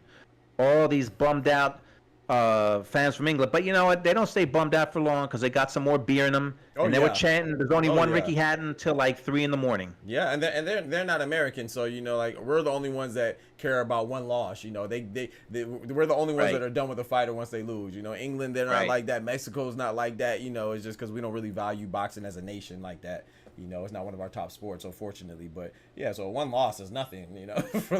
But Ricky Hatton. Speaking of Ricky Hatton, I remember his fight with Paulie Malignaggi as well. If I'm not mistaken, I think that was stopped by Buddy McGirt, right? And I remember Paulie was irate, right? Yeah, that was a good fight though while it lasted. I always like Buddy McGirt, but Paulie fought everybody. Yeah, Paulie, and he was a small welterweight too. Facts. He was small, and he didn't have much power. He had bad hands, but he had great speed. Paulie had an awesome career. Yeah. He got as much as he could out of himself. Yeah, that's a fact. Terrell says Tank has fought a lot of top guys and would, so get ready for his earnings. Arnaldo says, I saw the Freddie Roach interview about the De La Hoya Pacquiao fight. Calderon was a piece that convinced Roach that Pac could beat him. Yeah, could beat De La Hoya. Okay. And Ty, what's good, Ty? He said freaky behind Oscar. Come on, man. Okay, so I wanted to ask you too. We kind of touched on it a little earlier. And unfortunately, it wouldn't be a boxing space if we didn't mention it, right? So the Ryan Garcia and nonsense has been going around. You kind of let us know your feelings about it a little bit, but I wanted you to dive into a little more, man. Do you think that this situation is really as controversial as people are making it, like with the conspiracy theories and people conspiring against them, or do you think it's just an example of emotions superseding common sense? With the boxing public. He's conspiring against himself, man. Exactly. He's causing all this. Right. I hate getting involved in people's private lives, and I won't. But I will say what he did on social media. Where, remember when his baby boy, I believe, was born, and he said, thank God I've got a boy. I love him so much. And then like an hour later, he's saying, I'm divorcing my wife. Yep. But please give me privacy. Yep. Why put that on there? Right. Like an hour after your child was hard born. on him about that as well. I remember. So he's causing all of this, and I agree. I'm not a doctor. All I know is what I see, and something seems to be off with him because he's still doing it now. Right. Like every single day, he's arguing with someone or he's saying outlandish things. Right. He's got Caleb Plant ready to rip his head off. I love Caleb Plant, man. Caleb Plant stand on business. Yeah. You don't mess with Caleb Plant, and you shouldn't say. It's like just his level of respect for other people. It's not there. I agree. It just isn't there for a man who talks about his faith all the time. Right. His respect for other people is just lacking, man. You're right. And I was one of the people that I got a lot of flack for this too. I was like, man, his erratic behavior, me having direct experience with people in my family, and I had a college roommate who was going through a mental episode. He was Baker acted and all that stuff, and you could kind of have a little sense, or maybe I'm just sensitive to when people are kind of losing it. However, it goes back to what you said. I could only believe a man to express himself effectively, and he said that he was playing us. So it's like mental health is a serious issue, and when it's not something to play with and use conveniently to get you in and out of trouble. It's not like a crutch to use. And when you disrespecting other people, and that there has to be boundaries set. But I do want to ask you, have you ever, being a boxing historian, again, I'm gonna emphasize that, have you ever seen, or do you remember a time when somebody who was cheated in any sport, not just boxing, even if you talk about cycling with Lance Armstrong, have you ever seen a person that was an opponent of a cheater, basically the victim of a person cheating? Have you ever seen him get treated with so much disdain as Devin Haney? Like, why do you think it is? Do you think it's because people just dislike Devin Haney that much? Do you think it's Bill Haney? Do you think people just love Ryan Garcia, you know, irrationally? Like, what do you think it is? Because I can't put a finger on it. I don't know. It's just like the nature of people now. Yeah. You know, to pick sides and then it's like people take glee in attacking someone when they're down. They attack them when they're doing well. I don't really understand it. For Devin to get so much backlash. Right. He, like it or not, he fought a guy who cheated. Now he can blame it on Scooter or whoever he wants to blame it on, Ryan. It's gonna be somebody else. But he fought a guy who cheated. But it's hard to. He still did take those punches. He still. And he got up. And he got up every time. You know, whether you like him or not, he demonstrated what you want to see out of a fighter and a warrior. He didn't quit. I was very biased going in. I wanted Devin to win. I was just tired of all the Ryan stuff. And I love Derek James. I know Derek, and he's a good man along with being a great trainer. Mm-hmm. So, but I was completely rooting for Devin. So I'm scoring the fight.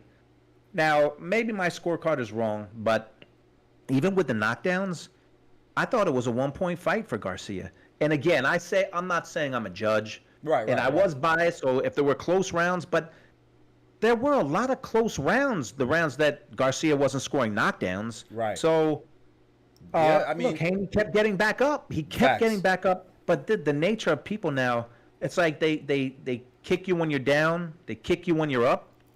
That's the people that get hurt the most. Yes, man. Yes, absolutely. I tell people that all the time. I said, man, it's not that the ridiculous, ignorant people are the majority. It's just that they're just the loudest. You know, they're the most outspoken. But there's a lot of good people out there, man. And to piggyback of what you're saying, you know, I did think it was a closer fight than expected, but I don't remember my round count now. But I did have Devin Haney winning more rounds, but I had Ryan Garcia winning by because of the knockdowns, had him win by I think 3 or 4 points. I can't remember, but yeah, it wasn't a wash as everybody remembers it, because we only remember the brutal parts, you know. That's what, right. But right. That imagery stays in our head. But it was a pretty close fight, man. Yeah, man. And but I'm sure I had it that close because I was, I admit my biases. I was rooting for Devin, not because I'm a huge Devin fan. I was tired of the whole Ryan Garcia stuff, and I did think Devin was the better fighter going in. That's the beauty of boxing. You can have debates and think what you want and say what you want, but then the truth gets told when they fight. Yep. And although this one didn't have a lot of truth because the guy cheated. So facts. And you know, it was so funny because I was so excited. Real quick, Ty said they couldn't wait to justify their hate for Devin Haney and his father. It kind of seems a little evident, that you might be closer to the truth than we would like to admit, you know, or a lot of us feel comfortable admitting. But you know, I going into that fight, you know, I was so excited because not only because I bet on Ryan, but I actually like Ryan more.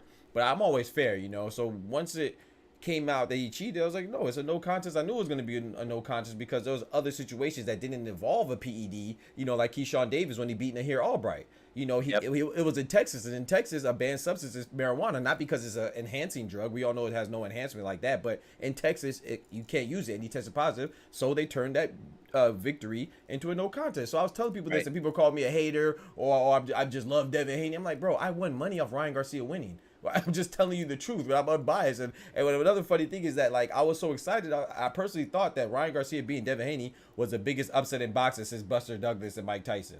You know, I was like, man, I can't think of a bigger upset than that. And then he tainted all of that. You know, that's why I was so mad at it, because it's like, man, you really hurt boxing with that. You know, not only did you do an injustice to yourself and cheated Devin, but you also cheated boxing. And boxing did Devin Haney an injustice as well, man. I think we need to implement some type of universal drug testings that they have to adhere to, in my opinion, just to avoid stuff like this. But I'm sure people have been preaching that forever. So boxing has a lot of problems, you know, and that's just one of them. But it's hard to try and stay positive all the time, because boxing, just by its nature, man, it brings out negativity sometimes, but you can fight against it. And I try to stay as positive as much as I can, because it's the fighters. We love boxing because of the fighters, not because of the WBA Right. or for Don King or Bob Arum. We don't Right. love them because of the promoters, because of HBO or Showtime. We love boxing because of the fighters. Right. And there's a lot of great fighters. There's a lot of really good men and women in the sport. Absolutely. That should be looked at as great people, and they do great things. Absolutely. Not everyone, Right. but it's the fighters that we celebrate. Right. That's a fact, man. That's a fact, man. And one more question to, before we wrap up here, man. I wanted to ask you too. Where are you originally from? Were you born and raised in New Jersey or? Jersey. I lived in Rahway, New Jersey, which Rahway is not too far from Newark. It's about 20 minutes from Newark, where Shakur is from. Okay, yeah, Newark, there was okay. When I was a kid. Well, there's still a prison. It used to be called Rahway Prison. It's no longer called Rahway Prison because it's not in Rahway. But when I was a kid, there was a fighter named James Scott. And you can YouTube him, Google him. James Scott was a light heavyweight. He rose. I think he became the #1 contender. Okay. They would telecast his fights from prison, from a maximum security prison. Oh wow. And I've always wanted to do something on that situation. Okay. HBO did the very first fight. They took their cameras like in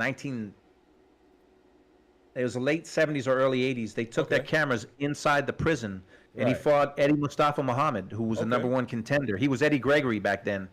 So Rahway was and I was a young fan then, but Rahway was it was like a hotbed there for a little while. But yes, I'm from Jersey.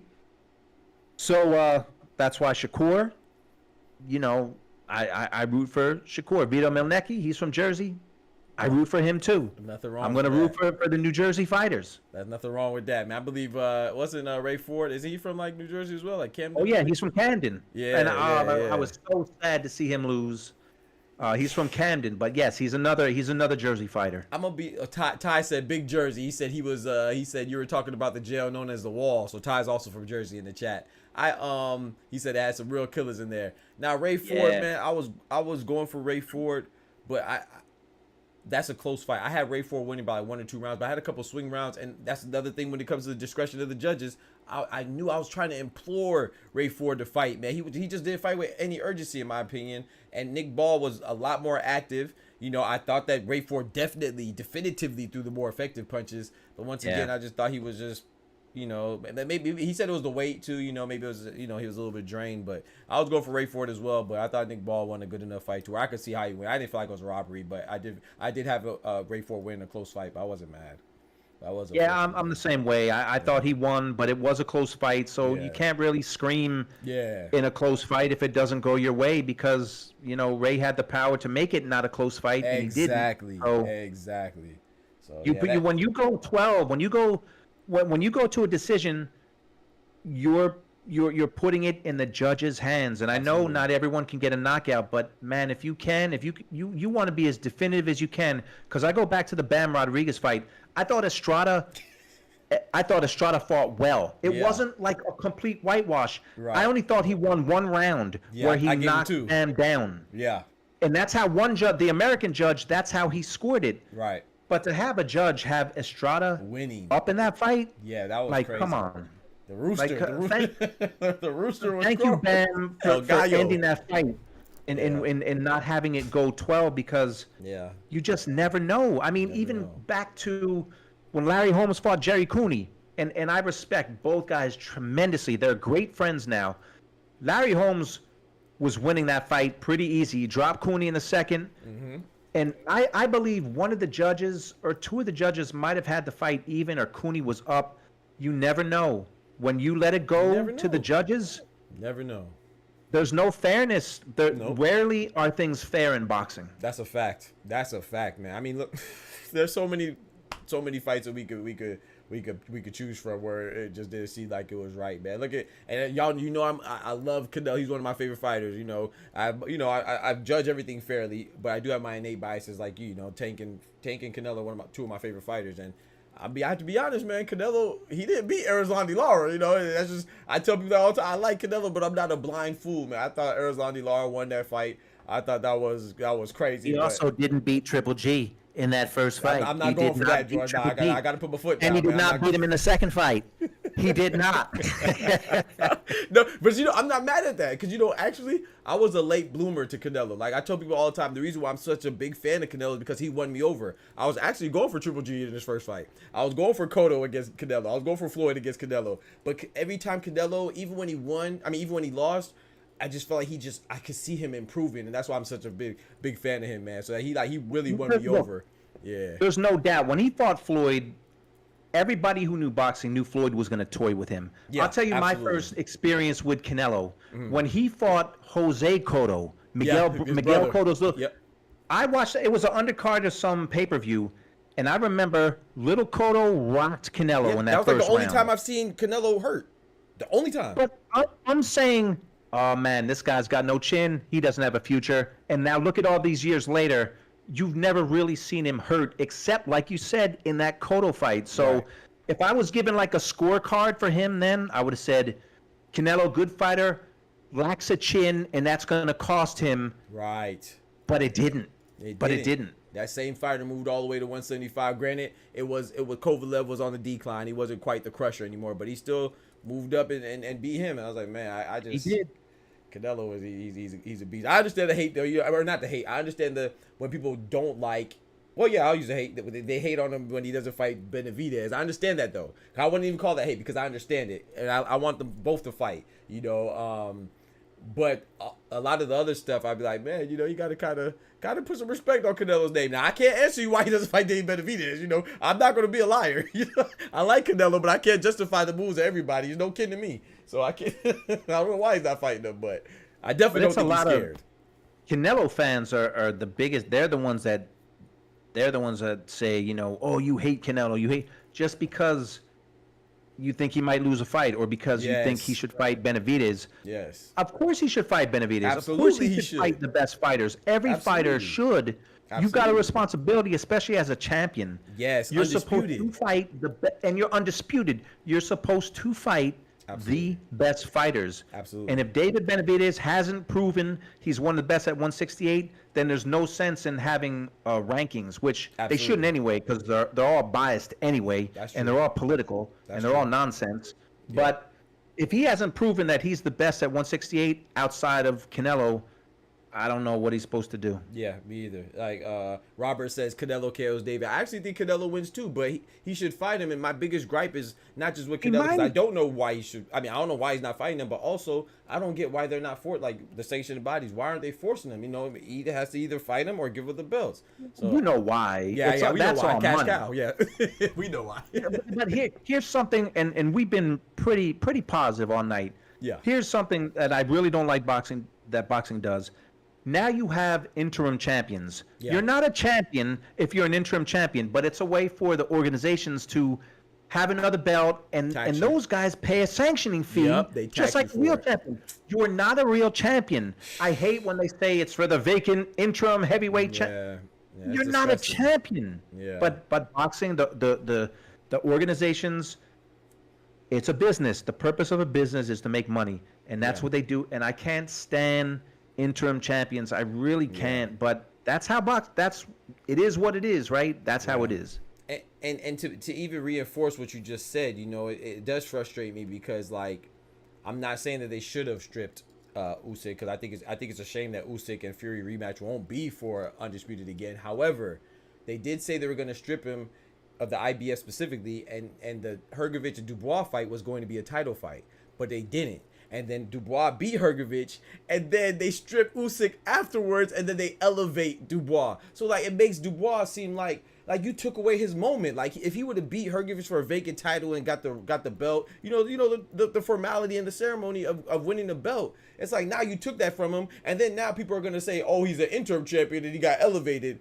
It's like, man, and we're not wrong for that, but it's like I just agree with you. The interim belt should get rid of it, because a lot of times people are elevated who should have already been the champion anyway or recognized, and it's just a travesty, man. I really felt bad for Dubois, Yeah, you should win your title in the ring. Yeah. Because that's a moment. You all like we remember when these guys, when they win their titles and they have these moments. Right. I think the first guy I can remember, I don't really remember, but I just know Kenny Norton was elevated to heavyweight champ. Yep. Because Ali and Spinks had their first fight.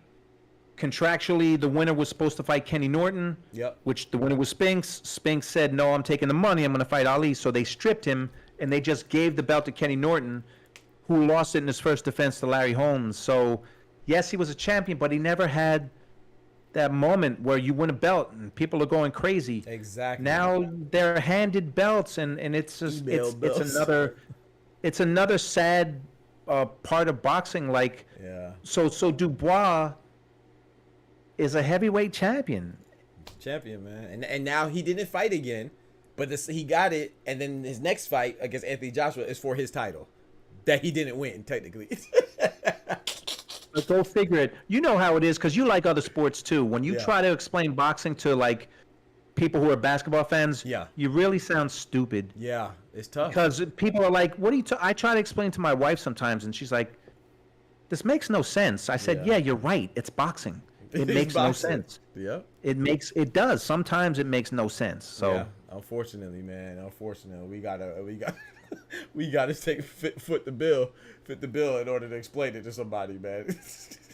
And look at us like we're crazy, but boxing. Well, you know who else is fighting? Saturday is William Zepeda. Yeah.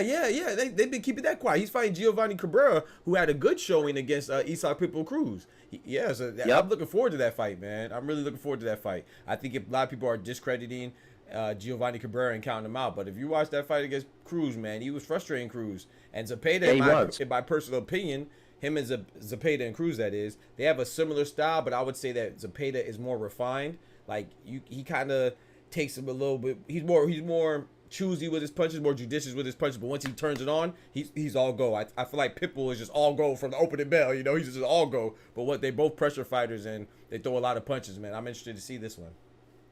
Good. So there's a lot of lightweight action. Yeah. So there's going to be a lot to talk about come Sunday, Monday, Tuesday. Yeah. There's going to be a lot to talk about because isn't it funny? 140 was the strongest. Like everybody loved 140, and in a couple of weeks, it blew apart. Ryan Garcia, who by the way has never fought at 140, 143. He's gone. Devin Haney left. Gary Antoine Russell lost. Subriel Matias lost.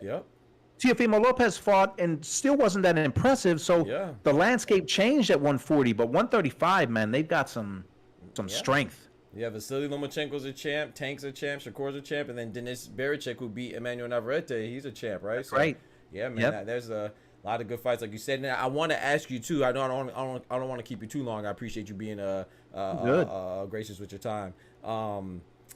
Speaking of lightweights and stuff like that, after the fights this weekend, and William Zepeda, right? He's with Golden Boy. Floyd Kid Austin Schofield's with Golden Boy. Top Rank, of course, they have Lomachenko and some other fighters at 135. PBC, of course, has Frank the Ghost Martin and most notoriously Tank, Gervonta Tank Davis at 135. Matchroom.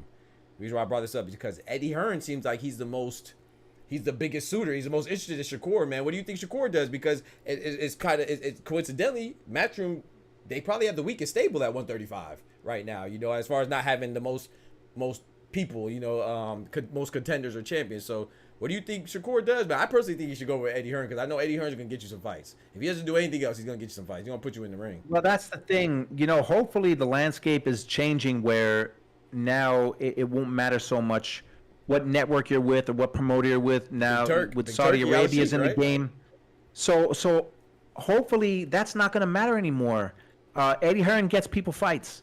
Yeah. So, absolutely. You know, Shakur, he hasn't talked about it. He hasn't talked about where he's leaning, but he's a smart guy. He's got good people around him.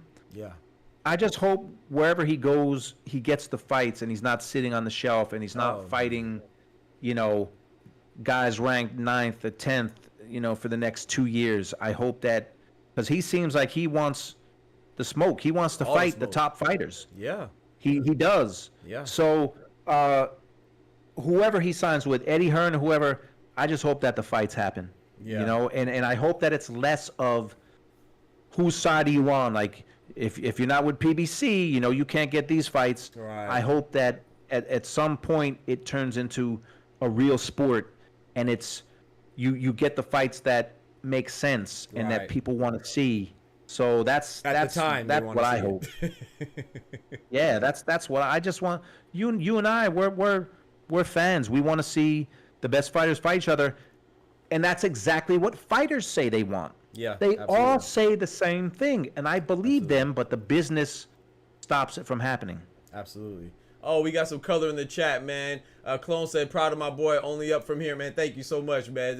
This is a big salute to my guy George Jakovic, man. He has Oh, I want you to tell him where they can find you at too. After I thank Ty as well. Ty, thank you for the $2, man. Big Jersey here, even though he's from up north. Hey, big Jersey. Yeah, man. It must be someone from South Jersey. It used to be like a battle, like North Jersey versus South Jersey, but it's Jersey. It's all love now. It's Jersey love now. Period. Yes, sir. So where can they find you, George? George Jakovic. I know I introduced him already, but where can they find you? I'm on YouTube. One Round with George on YouTube. G Jakovic on Instagram. Yeah. On Facebook. But if you put in One Round with George, you'll see me. See me on YouTube, and it's just boxing talk. Just boxing talk. Just boxing talk. Man, I love Sometimes I'll have my family on picking fights. My wife and daughter can pick fights better than I can. Facts. So that's why I don't have them on too much. Because people are like, wow, I had them on recently, and they're both like, and they didn't know much about the fighters, but they prepped a little bit. Yeah. And they were both breaking it down, and people were in the comments like, man, they broke down that fight better than you. So I said, maybe I shouldn't have them on too much, but I'm kidding. I love to make it a family affair. Yeah, so. man. For the Usyk and Fury one, I saw their breakdown, you know. They were great really breakdown, man. Very really elaborate good. and informative. Yeah, they put some thought into it, and yeah, man. That was and they're a lot dope. prettier than me and smarter than me, so it only elevates me. So that's a fact. That's a fact. They only elevate you. They look good. You look good. You look good. They look good. Yep. That's a fact. Yeah, Yep. man.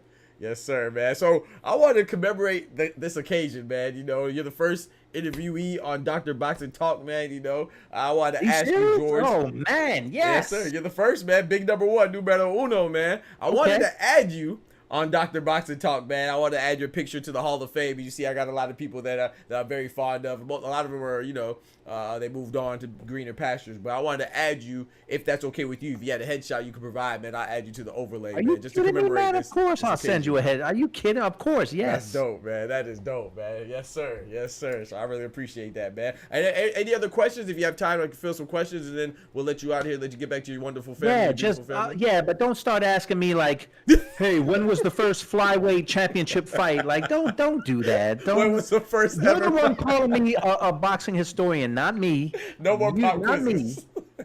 Me. No more pop quizzes. Because trust me, there's people, I've met people that can literally, they can tell you every champion in every weight class. Yeah. And I'm like, they'll be like, yeah, the WBO minimum weight champion is blank. And I can't do that. Yeah. I can't do that. There's some people that, and they'll say, well, back in 1938, the lightweight champion was so-and-so, and he fought so-and-so. I can't do that. Yeah, me either. Well, I'm not to toot my own horn, but I'm pretty good at knowing the champions at every division, even the smaller ones.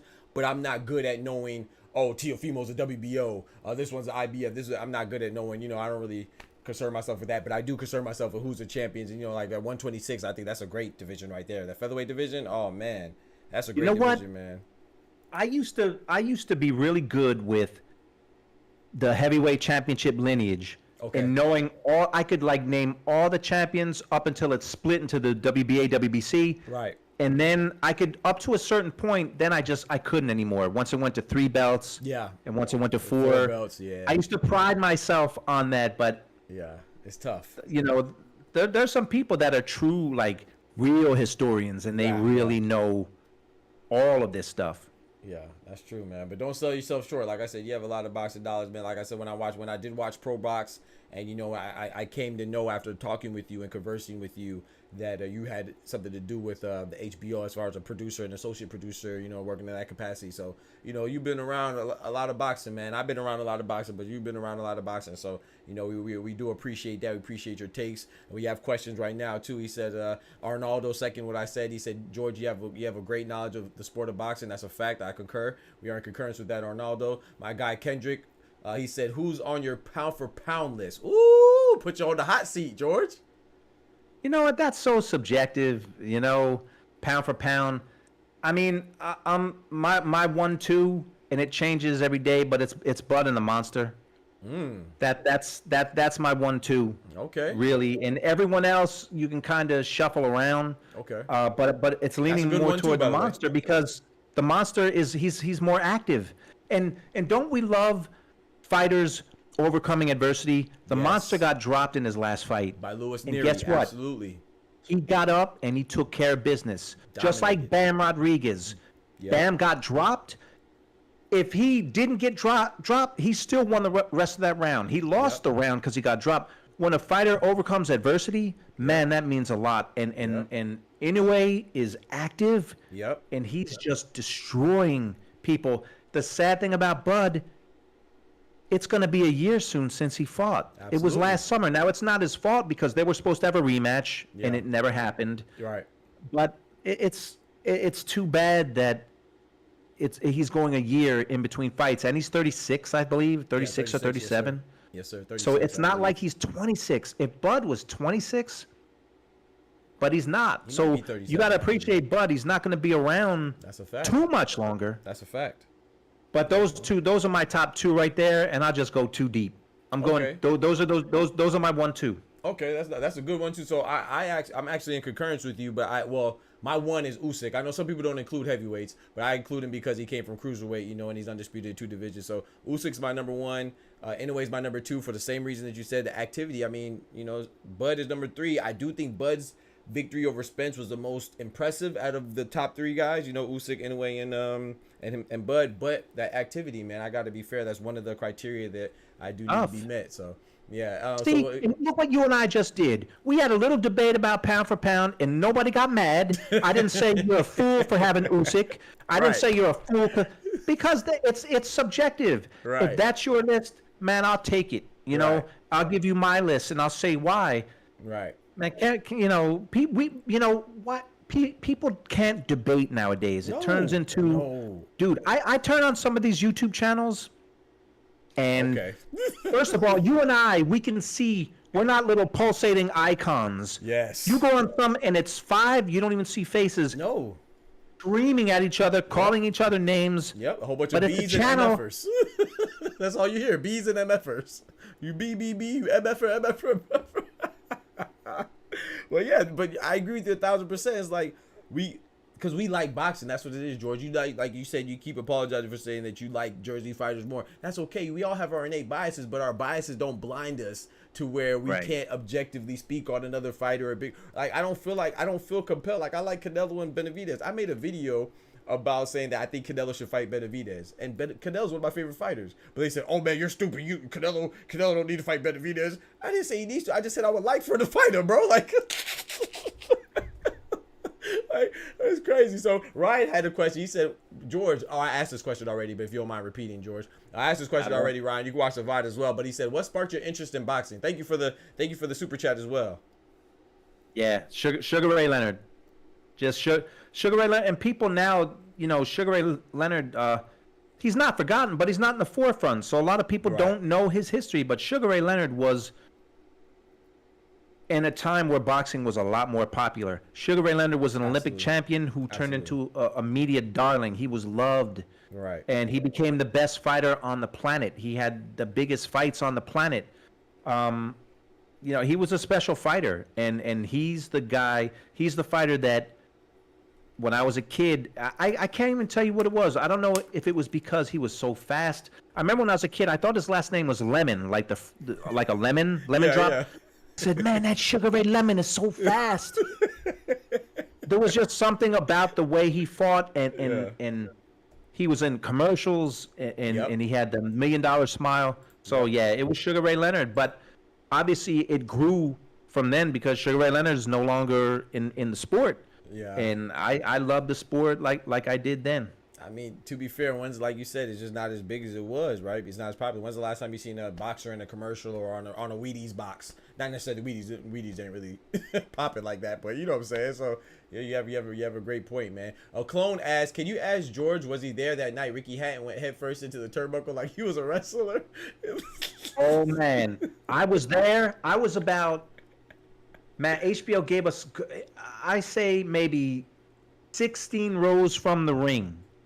And I was there, because when we would do 24/7s, we would produce. There were 4 episodes.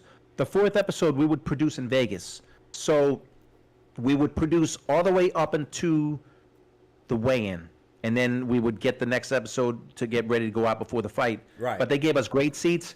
I was in Vegas. I was in that arena for the very first fight when there was like 20 people there. Ooh. And I stayed the whole time. And yes, when he went into that turnbuckle, and look, Ricky Hatton was a good fighter. I saw his training, but he couldn't beat Mayweather. He couldn't beat him. Nah.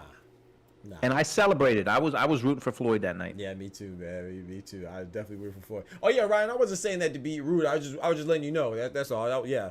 But George answered the question anyway. But yeah, I was just letting you know. That's it. I wasn't saying it to be rude, brother. He said your question is being answered now. Yeah, of course. Yeah, you know I'm about to ask all the questions. Let me see if I missed anybody. Ty said Louis Neary will forever be known as a banned substance abuser to me. Yeah. I heard about that too. Ty said I only get mad at people's pound for pound list when they can't rationalize why they have a fighter a specific spot. Yeah. That's right. That's like fair. something like if you say Pitbull Cruz is Number I think one. he's the best fighter in the world. Like Yeah. okay, but like come on, Yeah, right. be real. But if that's what you feel, but people love to argue nowadays, and pound for pound is it's pretty subjective unless you put some foolish people on there. Yeah. And, Like, don't tell me Rolly Romero's the top fighter in the sport. Like, don't do that. Don't do that. right. I want to. You just remind me when you talking about people arguing, and that's the thing too. Like maybe because I was in school and stuff like that, I was on the debate team. In addition to doing sports and stuff like that. But I was on the debate team and stuff. Yeah. So I like to debate because when you debate, it's like you have a definitive purpose. When you're arguing, you're just trying to get your point across. You're not trying to hear anything. You're not trying to rationalize. Right. You're not trying to, you're just trying to, like, to me, there's a difference between arguing and debating. Me and you can have a debate. 100%. We can have a debate about boxing and still keep it civil and still, and still like each other. Right. But when you argue, man, it rarely stays on topic. Rarely. And it's like screaming over someone just to get your point out there. Right. That's what YouTube is. A lot of YouTube, that's what it is. It's no debate. It's just arguing, and if you don't agree, you're a fool, you're an idiot, you're a hater. So that's a fact, man. Let's see. So, is there any other questions for George? We don't want to keep him too long from his wonderful family. You can see his family on his channel as well. Like he said, he has multiple YouTube videos with them, sharing their boxing expertise with the less qualified like us. So it's dope, man. They picked. I believe it was your daughter that picked Usyk, correct? I think so. Or was it? I have to go. You know something? You have to go back and look, I too. think my wife. I think your wife. Now that I said it, I think it was your wife. I think she picked Usyk, and my daughter, picked Fury. Because I think I was in agreement with your daughter. I was like, I got Fury too. If I remember my comment now, I think your wife did pick Usyk. I think you're right. By the way, that was another fight where I was just rooting for Usyk just because I'm not a Fury fan. So I was just rooting, and I screamed when he knocked Fury down. I was hoarse the next day because I was screaming for Usyk. So that 9th round was crucial, man. Was that the knockdown round? Yeah. Oh man, that 9th round was crucial, man. Kendrick said, last question. When is he coming back? That's a good question, Kendrick. I like that question. He said, when are you coming back to the platform? Come on, man. Whenever you allow me. That sounds good, man. So that means all day, every day. Let's get it. You love this. I love this. When you love talking about something, it's easy and the time goes by quick, and it's just fun. Yeah, man. I love it, man. So I really appreciate you coming on, man. I need that headshot though, so I can put you on the Wall of Fame, the DBT Dr. Boxing Talk Wall of Fame, man. Get George up. Man, look at this. Whoa, I don't deserve. Now I'm looking at. You got Tina. You got Prince. Who's that under Prince? I can't see. Oh, that's Arthur Ashe, tennis player. Arthur Ashe. You got Mandela. Yeah. Who's that under Mandela? That's Pimp C. Pimp C, Uncle Chad. And then you got the comedian at the bottom. I can't remember his name. Bernie Mac. Bernie Mac. That was my favorite. Man. Oh, yeah, you want me on there? Yeah, you deserve to be on here, man. It was an honor and a pleasure, man. Let you know how much you respect it, man. A lot of times we don't get the credit and the love that we deserve, and You know, so all of us have an opportunity to impact other people's lives in a positive manner, and so you've done so through boxing. You touched a lot of people in ProBox. Like I said, I reached out to you because of that. You know, I wouldn't have reached out to you. You know what's funny about I didn't share this part either. So when I saw you on ProBox, you're the only person I didn't recognize. You know, because I watch boxing, so I recognized Chris Algieri, great fight with Provodnikov. Recognized Paulie Malignaggi. You know, him and AB had the infamous back and forth. Yep. You know, Tim Bradley. One of my favorite fights ever was against Tim Bradley and Ruslan Provodnikov again. So then I was like, oh, who's this guy? You know, I don't know. So I did my little research. I was like, oh man, this guy had a hand in HBO 24/7. Man, I love 24/7. You know, I saw you on the Floyd and Hatton. You were on the Cotto Margarito. I was like, oh man, I gotta holler at this guy. You know, Ortiz and them. So yeah, I do my research, and well, you know, I have my PhD in engineering, so I'm very meticulous. You know, and I know. Sometimes it hurts me because I like to know too much, but but yeah. So, but yeah, man, that's why I reached out to you for because I really appreciated your work on ProBox. You made boxing fun. You know, one of the people that made boxing fun, and like you said, it can be overwhelming with a bunch of idiots. You know, for lack of a better term. You know, a lot of sometimes they're overwhelming, man. And, you know, you're not the only person that gets comments that are bad. I get comments that are bad. We're just small. You know, can you imagine how many comments the people with more celebrity are getting? So, you know, at the end of the day, we all love boxing. That's what we got into it for. And you're appreciated, brother. I appreciate you, and I love your show, man. I appreciate it. You know, like I said, there's a lot of people that talk about the salacious topics and what's going to get headlines, and it's day after day of the same thing. Yeah. There's a whole lot of other stuff going on in the sport. There really is, and I don't mind debates and or arguments if they make sense and if people learn something from it. But the screaming and all that, like I don't have a need. I don't have a need for that. Yeah. So just keep doing what you're doing, and I appreciate it. Man, I can't believe, I'm looking at this list, man. I see Tupac is up there, and come on, man. What? Don't worry, you're gonna have George up there next. You know, man. My plan was to have my first three interviewees on there. You know, just something to remember it by. Memorable. All right, well, I'll definitely get you that headshot, and I'll definitely be back anytime. Yes, sir. Anytime you want, because it's a pleasure talking to you about the sport. Hey, likewise. You know what? Let me ask you before we go. Okay. I haven't asked you. You probably have said this, and I haven't heard it. But what sparked your interest in the sport? In boxing? Oh man. Okay, I appreciate that question, man. So I dabbled in it a little bit growing up. You know, I'm in my mid-30s now, but my older brother, he's 8 years older than me, and my father, you know, they watched boxing. They were like casuals. They were casuals, but I just remember like big moments of them watching the fights and, you know, Tyson and everybody else. And I took like a break from it. But then when I went back to school, when I went to college, you know, I played a lot of sports in high school. And then when I went to college, I had a scholarship to help pay for my engineering degree and stuff like that. But I was missing an outlet. Like in high school, I did school. I did very well in school. I played basketball, ran track, football, all that stuff. And I got to college. Ran track too, so we got a lot to talk about. Yes, sir. Yes, sir. I saw that on there too, like Instagram. I'll do my research. I didn't mean to cut you off. No, you're all right. No, you're all right. But yeah, I saw. So I did that, and when I went to college on an academic scholarship, so I just needed an outlet, you know. And then there was a local gym. It's a funny thing. Do you remember Tavares Thundercloud? He's a light heavyweight champion. Of course, yeah. So I actually went to the same gym as him. So I actually went to the gym, and you know, I just got to sparring there, just stay in shape, you know. And then my coach at the time, which was his strength and conditioning coach now, but at the time I was his head coach, Coach Tiger Johnson. You know, he's like, man, he thought I could do something with it. So then I started, you know, competing amateurly, and that just sparked my interest back into the sport once I was a freshman in college. So that's when I really, really got into it, you know, back into it. But yeah, I would say I'll credit it to my father and my older brother. But then what really got me back into it hardcore, heavily, was once I went to college, you know. So wow. So I got that. Now let me ask you, what's the first fighter that you really, like for me it was Sugar Ray Leonard. What's the first fighter you really like identified with? Maybe it wasn't your favorite fighter, but was there a guy that you just remember as a kid and influenced you? Yep. So my first favorite fighter was Jermaine Bad Intentions Taylor, man. That was my first favorite fighter. Jermaine Taylor. Yes, sir. Yeah. So like I remember watching Roy Jones. I remember watching Mike, but I wasn't like really like. I liked them, you know, of course, respected. I like Lennox the Lion Lewis, but my first fighter, I knew he was my favorite because when he lost to Kelly Pavlik, I tell you, I felt like I got beat up. I felt like I almost cried, man. I was like, what? I said, why do I feel like? Why am I getting so emotional? Man, you know what? I went to Little Rock a few times because I was with HBO when Jermaine was champ, so we would do fights in Little Rock all the time. Yeah, I went to the Clinton Museum in Little Rock, his presidential library.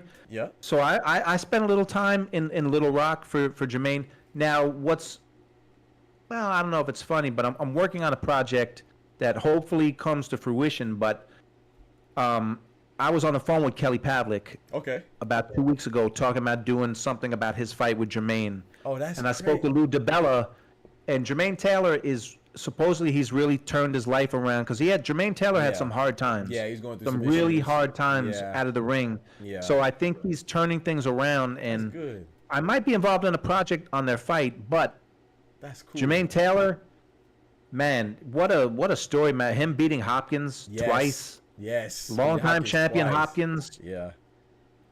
And also as rough as he had it, and by the way, he had some heartbreaking fights. Carl Froch, all he had to do was survive that 12th round, and he wins the fight. In the Super 6 tournament, that hurt me too, man. I like Carl Froch too, but he's a good fighter. That really hurt me. I was like, man, just survived, man. But he always had the problem with stamina. You know, stamina was, he just gets tired. Even with Kelly Pavlik, remember he dropped him, was it like the second round? Second round. And then he just got like tired. I think he lost in like the 8th or 9th, or it could have been 7th. I think it was the 7th or 8th, and he got knocked out. Yeah, so. But Jermaine had, and here's another little. Well, you probably know this fact, but the very last fight of his career, it was for a belt, and he won it, and he never fought again. So you know, it wasn't a big name fighter he fought for the title, but he won a belt in his very last fight. And so out on top. I always root for guys outside of the ring. You know, he probably brought some things on himself, but he's had it tough out of the ring. But I think I think his life is coming back together. Yeah, that's good, man. I would love to see that piece, man. I know Kelly Pavlik's from where? Youngstown, Ohio, right? He's from Ohio. Yeah. Same town as Boom Boom Mancini. That's a fighter that I watched all the time growing up. That's good. Youngstown, and then that's incredible. That little town, and I think Harry Arroyo was another champ from that town, but Boom Boom Mancini and Kelly Pavlik from that Youngstown is not a big place. Yeah.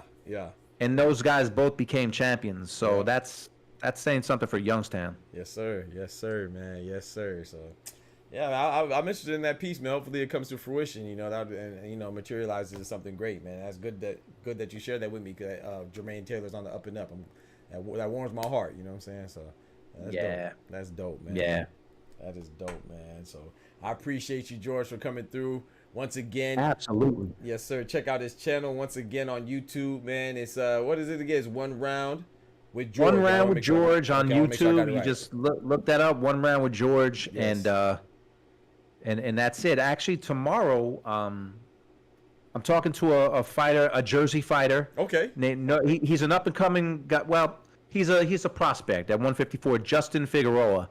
His nickname is Justin Time Figueroa. He's unbeaten. Hasn't fought anyone yet. Okay. But he's from Atlantic City. So I think I'm doing a live interview with him at 1:00 tomorrow. Wow. Did you have him on your channel before? I did. Okay. I did. That I had him on. Familiar. Like okay. Yep. Before his last fight, and he's got a fight coming up on July 26th. Right. So he's we'll see what he actually got dropped in his last fight. Didn't look great, but we're gonna talk about that. Got dropped by a guy, but he got up. He won the fight. So we'll see. But he's a Jersey fighter, so I have to talk to the Jersey fighters. Let's go, I have man. Yes, sir. Yes, sir. So look forward to that interview tomorrow. I'm definitely going to tune in myself. I saw the other one. So, I also saw the one with Scully George. That was great interviews. And forgive me, I can't remember her name, but he also interviewed a lady that worked with Arturo Gatti. Rest in peace. I can't remember her name. Jolene Mazzone, who actually is Justin Figueroa's manager. Oh. She was a promoter. She was the matchmaker for main events for a long time. Right. And now she has a management company called Fighters First Management. They just manage fighters who look. Fighters need good managers that will teach them the economics of the sport and that are fair.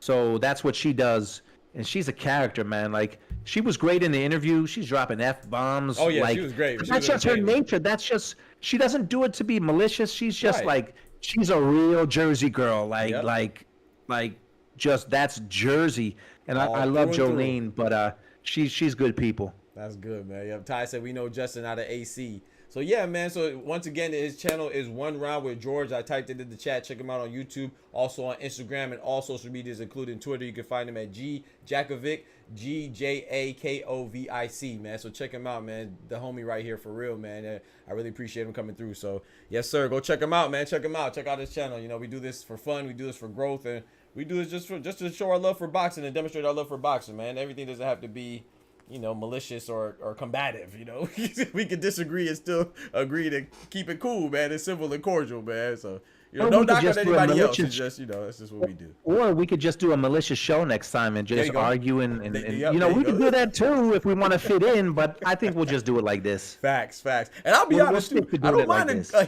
mind a good heated debate. Me neither. Yeah, right. But like you said, it has to have a purpose. It has to be purposeful. You know, and right. Yeah, it has to be purposeful, man. I'm with you. But yeah, listen, anytime, and I'll get you a picture. Yes, I don't think I'm worthy, you know, but 100% we'll get you a picture, and let's talk boxing soon. I want to have you on my channel. Oh, man. Let's talk boxing. Let's just keep talking boxing. Absolutely, man. See where it takes us, man. Yes, sir. There goes Tech right there. I've been waiting for Tech, man. I sent you a message today, too, see how you were doing. There goes Tech. You know, Run Around with George definitely knows Tech. You know, he's a dope dude out of Oklahoma. Yes, sir. He said, what's up, Dr. Boxer Talk and George? I made it home in time for something finally. They're working me too late, and I hate it. Man, get your money, man. Support your family. I know what you got to do. Head to your business. But yes, sir. Any last words, George, before we close out? I apologize for getting on late because I couldn't figure out Discord, but now I did. And you know, I'm learning Discord. You got to keep learning, man, because technology changes. Yes, sir. So I appreciate you having me. Absolutely. Even though I was late, it's an honor being on the show with you. Yes, sir, man. God bless you, bro. And I'll catch you on the flip side, man. Just let me know whenever you want me on, too. I'll be a pleasure. Yes, sir. All right, man. Take care. All right. Yes, sir. Yes, sir, chat. So hopefully you all enjoyed that, man. I hope that y'all really enjoyed that. I enjoyed it. Hopefully y'all enjoyed it as much as I did, man. Thank y'all for the super chats as well. That really meant a lot, you know what I'm saying? I saw it from Clone, man. You know, I didn't get to do I didn't want to interrupt the interview, but I really do appreciate that for real, man. Who else gave the super chat? Ty as well, and I believe Ryan as well, man. Thank y'all so much for the love, you know. Don't think I forgot. You know, I got to give it to y'all, right? You know, dropping that bread, that cheese, that butter. These biscuits. Let's go. I appreciate that, y'all. Thank y'all so much for the support, man. I'm about to go get me some food. I am hungry. I'm hungry, man. You know, but thank y'all for coming through, man. He was embarrassed. I told him he don't have to be embarrassed, man. And see, you know what he said, too? He said, man, he doesn't believe that he deserves to be on the wall. That's why we took it out of his, you know, we took it out of his decision. You know, we took the decision out of his hands. You know, sometimes you just got to be, it's hard, though, because I know he's a very humble person, and I'm very humble as well, so it's hard to accept your flowers. But, you know, a lot of times in our community, not talking about any particular community, I'm talking about the human community, all of us, sometimes we wait too long to show our appreciation, to give each other their flowers. You know, a lot of times we get flowers once they gone. I always say it with my homies, man. I told my homies, man, you know, don't tell me you love me. Just when I go, put me on a shirt. You know what I'm saying? Give me that hood love. Just put me on the shirt. You know, but all jokes aside, we shouldn't wait to appreciate each other, man. You know what I'm saying? Especially when you respect what someone does, and I respect the hell out of his work. You know, I think it was dope, and me personally, I know he didn't talk about it much. We did talk about the ProBox and his exit there, but I personally thought that they made a mistake, and he touched on it a little bit, but he takes the high road, and you know, wasn't fully disclosed exactly what happened. Is not necessary, you know, but what is necessary is to know that he's still sticking with boxing. You know, he loves boxing. That's what got him the opportunity there, and it's going to lead to more opportunities in the future, you know, good Lord willing. So I appreciate y'all rocking with me as always, man. Doc, what type of, Frontline asked me what type of engineering? I do mechanical engineering with a focus on sustainable energy with an expertise in heat transfer and thermodynamics. So those of you unfamiliar with heat transfer, you know, it's a way that you transfer heat, you know, and there's three basic ways, fundamental ways is through radiation, like in that microwave.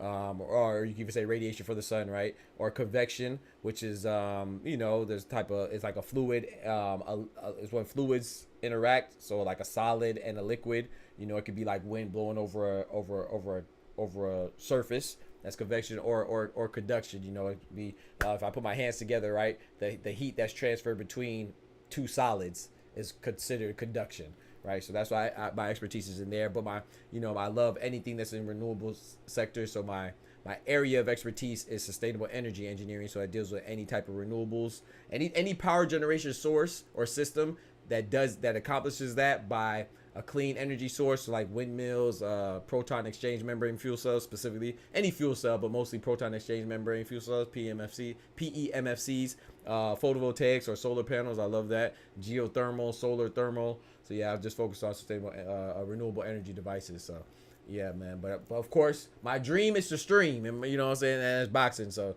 a lot of people say that I'm a fool for getting my PhD, my doctorate degree in engineering just to be a streamer, but this is what I really like to do, and we'll see how what the path that God leads me on, and at the end of the day, if it doesn't work out, then I can always fall back on my degree, or degrees, plural, you know what I'm saying? So yes, the doctor in my name is not just for show. We don't do no capping, no faking, no flogging, you know what I'm saying? We keep it real, we keep it funky, we keep it street, It can't be faking, man. Doc might as well had spoke French with all that. That's crazy. Have a great night, Fight Fans. Yes, thank you, everybody that came through. Got to rewind this and watch. Go get your grub on, Doc. Yes, sir. Also to see you and George. Yes, sir, man. It was a pleasure, man. So what I want to do is I don't want to promise anything, but this VOD is definitely going to be available. But I want to chop it up, especially considering, especially we're going to do the hot takes like the Ryan Garcia take, and I want to give his take on Shakur Stevenson in the upcoming fight. So I plan on chopping that up and releasing that as well in little segments. But the full thing is going to be immediately available as soon as that stream ends, just like always. So I appreciate y'all, man. My boy Ty said no cap. Yes, sir. We don't be capping around here. Do you do anything with heat sensing? Yes, sir. Yes, sir. Yes, sir. Heat sensing, of course. We do. I work with thermistors and thermostats and all types of heat sensing, of course, heat sensors. Thermistors are like thermal resistors and stuff like that. And let me know if I need to break anything down, but absolutely. Thermocouples, absolutely. I actually work, if you're familiar with that front line, I don't know if you do engineering, but I don't know if you know COMSOL multiphysics. It's an application and a program that's used to simulate some heat transfer and other heat mechanisms, I used to do a lot of that. Yeah, man. So you finna heat up the sandwich. Yeah, me too, Ty. I'm about to go do that as well. I appreciate y'all rocking with me as always, man. Remember, most importantly, man, don't forget to like the video.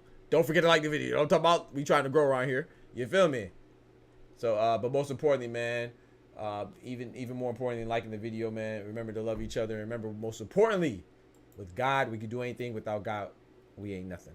I appreciate that. The doctor's out. Peace. Shout out to George. From the hood to college, both worlds they had to meet. 6 degrees between us, so cold we're about to freeze. But we're Florida boys, hot takes, we bring the heat. We're moving the culture, the engineers to the streets.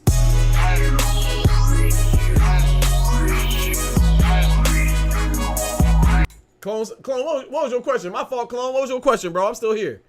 This man trolling me. You trolling me, bro? What was your question, bro? I feel like you trolling me right now. What was your question? He got me back here after my outro. What was your question, fool? This man, I ain't see no question. My lady and I are a thorough couple. We hot. That's crazy. Hey, yo. Come on, Kendrick. What we doing? What? Yeah, clone trolling. All right, I'm out. I ain't see his question. He trolling, bro. I'm out, bro. Y'all be easy, man. God bless.